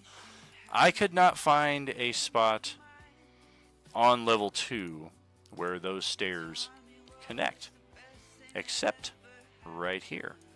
That spot on the map would appear to be... Oh, it's this right here. Look at that. What a fool. I finally venture over here and I find the answer to my my question. So this spot on the map just apparently did not exist during our feature, but rather I had those stairs, whoops, connecting up to a hatch right here that led to a hidden room that allowed characters to kind of navigate this battle a little bit more easily. Those are actually hammocks. Yeah, they look like weird flying contraptions, but they're actually hammocks. Yeah, just mounted to the wall and mounted to central pillars located throughout the room. Just an additional area for the guards to sleep throughout here. And likewise, we've got this this hatch over here that connects.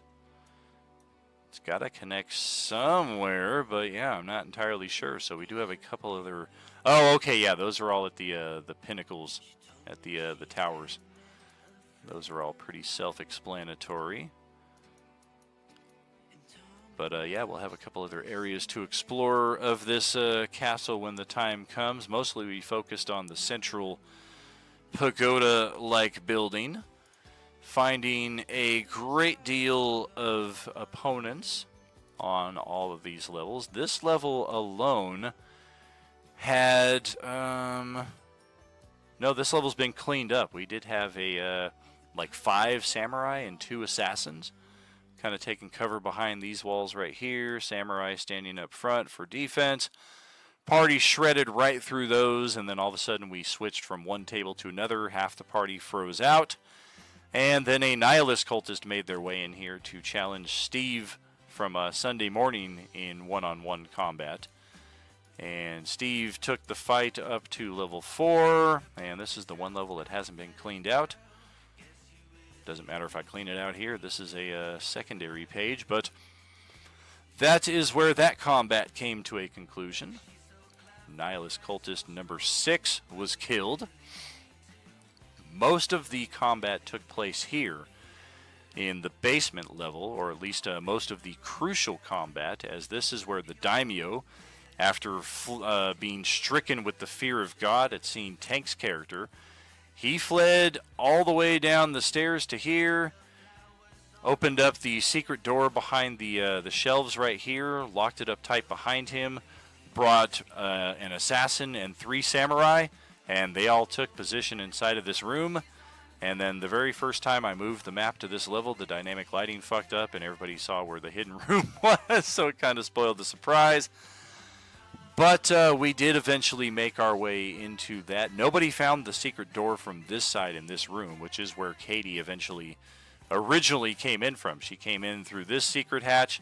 She came back up through this one, drew the attention of a couple of guards, went back down through here, kind of looked around, was like, all right, I mean, yeah, it's a cool area, but she didn't really metagame that she saw anything up here, if she did.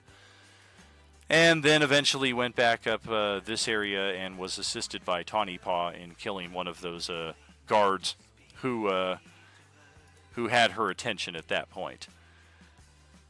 Eventually, everything, though, comes to a conclusion on level 1.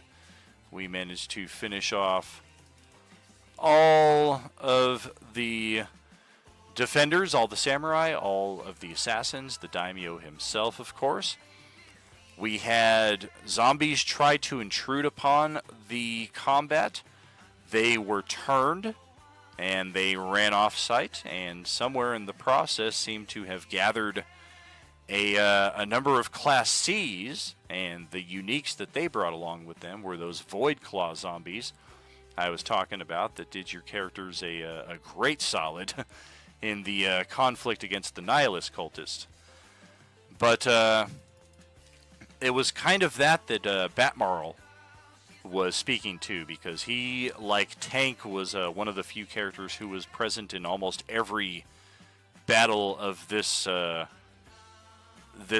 sequence here. And he saw the effects of the turn undead. He saw 15 Class D oranges try to wander in, get turned, run away, and then come back with 4 Void Claws and a Class C unique Frost Giant. So when Elaric tried to do a turn undead on like 3 zombies that were remaining, Marl was kind of having none of it. He's like, yeah, we're going to send them away running for what? They're going to come back in 60 seconds with like 8 more in their company, because they're going to go running, screaming, trampling through, drawing the attention of everything within a half-mile radius, and then they're going to turn around and come back with even more. So turn undead is very useful in crucial situations, but if we're trying to clear a safe zone around us, it may not be the most beneficial. So one thing to keep in mind based on the experiences we've already seen at this table, at least. We haven't seen turn undead really bite us in the ass in that respect on the other tables. We've seen it work pretty well, in fact, on the other tables. And, well, darn. I guess one other thing worth mentioning here, back on Castle Level 2, we had one of our samurai drop his samurai sword down the stairway here. Later on, we had a samurai squeezing into a space here with another one of his buddies, roll a natural 1 on his attack, roll I believe, another natural 1 on his balance check. They both went tumbling down the stairway. They both were killed by the katana that was just sitting there on the stairs. And later on, it was Sarge who would end up claiming that katana, which has since proven to be a Vorpal sword, with the added effects of Boots of Haste, it would appear. It is also sentient in one of the most badass ways that we've ever had at one of these tables. You didn't think that I was going to be talking trash like this when I would be kicking ass. More info on the artifact we have in the mall. I will during the downtime.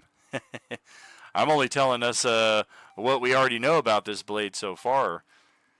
But Sarge has claimed this blade, and the one little hint that I have left in that respect is that he's not going to be happy with this sword.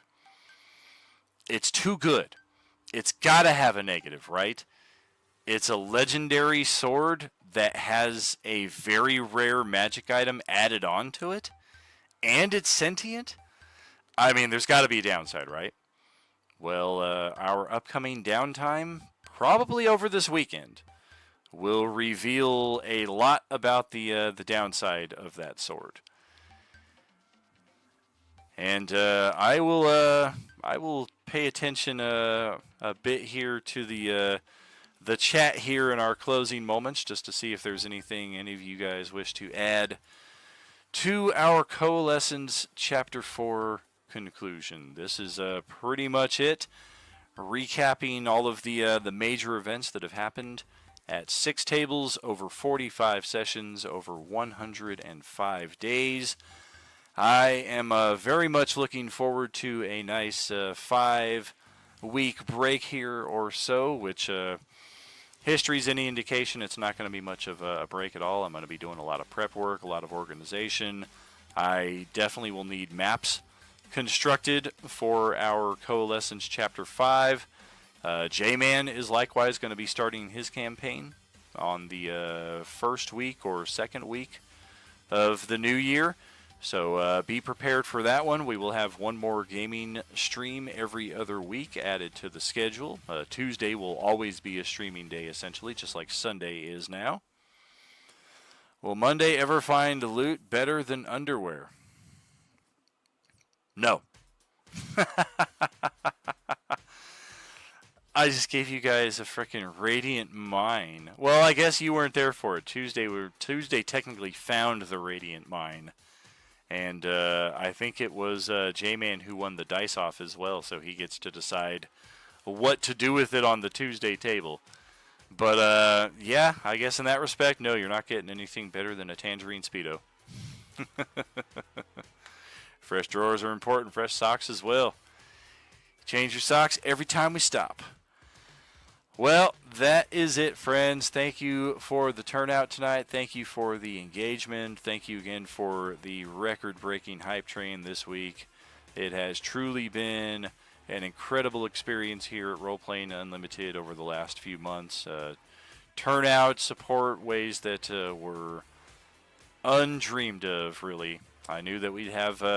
I knew that the adventure was going to continue. It was kind of up in the air as far as... how full our tables would be. That's something I didn't touch upon a lot either. Like, we did have a bit of turnover here, but considering how it compares to the turnover from the earlier Coalescence tables, like we've got our act down a lot better now. We've got our schedule down a lot more pat. We've kind of cycled through a lot of the people who were interested more in the one-shot gaming every now and then, and the people who are here are more interested in the long haul and the long story of gaming. I'm guessing so. You're here, so I'm guessing you're here because you like what we're doing. And if you didn't, you probably wouldn't be, because other people are running tables, and it's hard to find a steady table. I do think that is one of our greatest strengths here at Role Playing Unlimited, and one of the greatest benefits of the connected Coalescence tables is Our scheduling is not only solid because we've got solid tables with solid players, but in the events where we're missing 2, 3, even 4 players, we've got 2 other tables occasionally that are directly linked up to them to the point where we can kind of bring in some of those other players to fill in those empty seats and almost make it feel like you're not really missing a beat at all. Sometimes those links aren't going to be as easy to connect, especially once we get into Chapter 5. I am kind of lamenting that, in that we are going to be a bit more spread out than we've been during Chapter 4, so linking those characters will not be as easy. The Time Mistress's capacity to link you guys together will not be as prevalent. That's another spoiler, but you guys will see just how we get to that point over the course of our downtime. So I'm definitely going to be counting on our core tables and their attendance a bit more in 2025 than we have in 2024. But even then, in the worst case scenarios, we always have our extras players who can just create kind of guest star characters who sit in and join for a session and not necessarily play their standing character to guest star, if that makes sense. We are done though, friends. It's been a great 2024. I wouldn't have had it any other way with our campaigns here. I am truly grateful to each of you for everything that you do. I'm truly grateful for you being who you are. And as always, you know that this RU, there is no RU without you. We'll see you around soon, friends. Rest of the year, we'll have video game streams. My voice will be on rest for the next 5 weeks. You're not going to be hearing a whole lot from me, which some of you are probably like, thank God, does he ever shut the fuck up? Have a good one, all.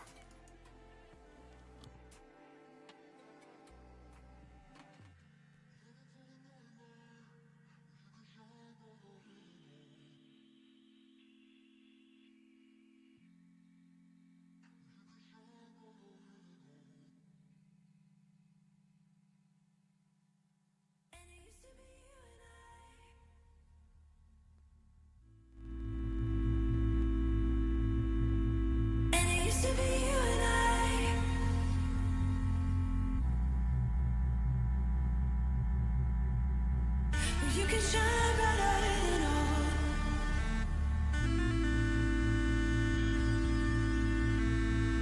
You can shine brighter than all.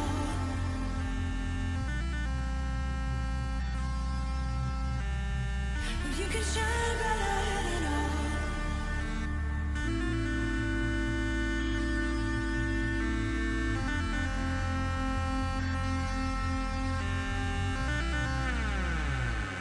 You can shine brighter than all.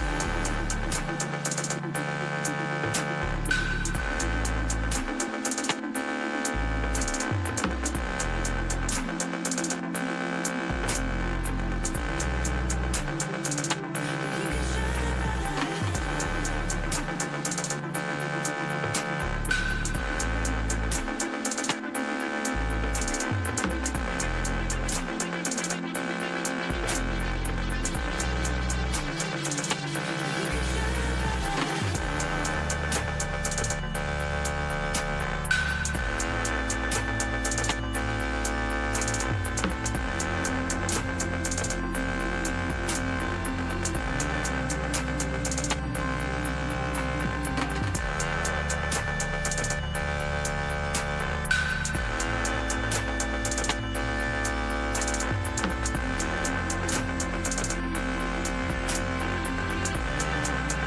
You can shine brighter than all.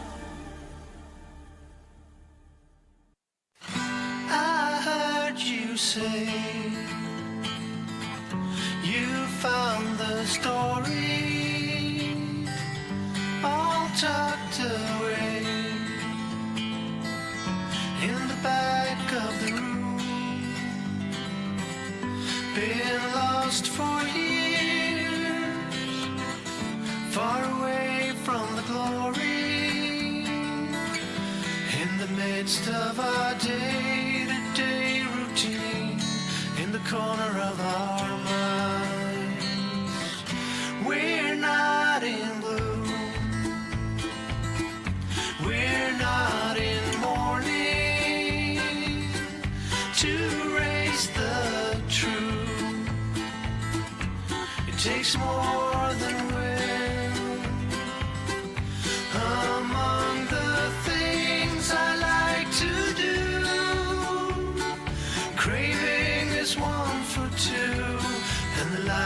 the day that passes on will someday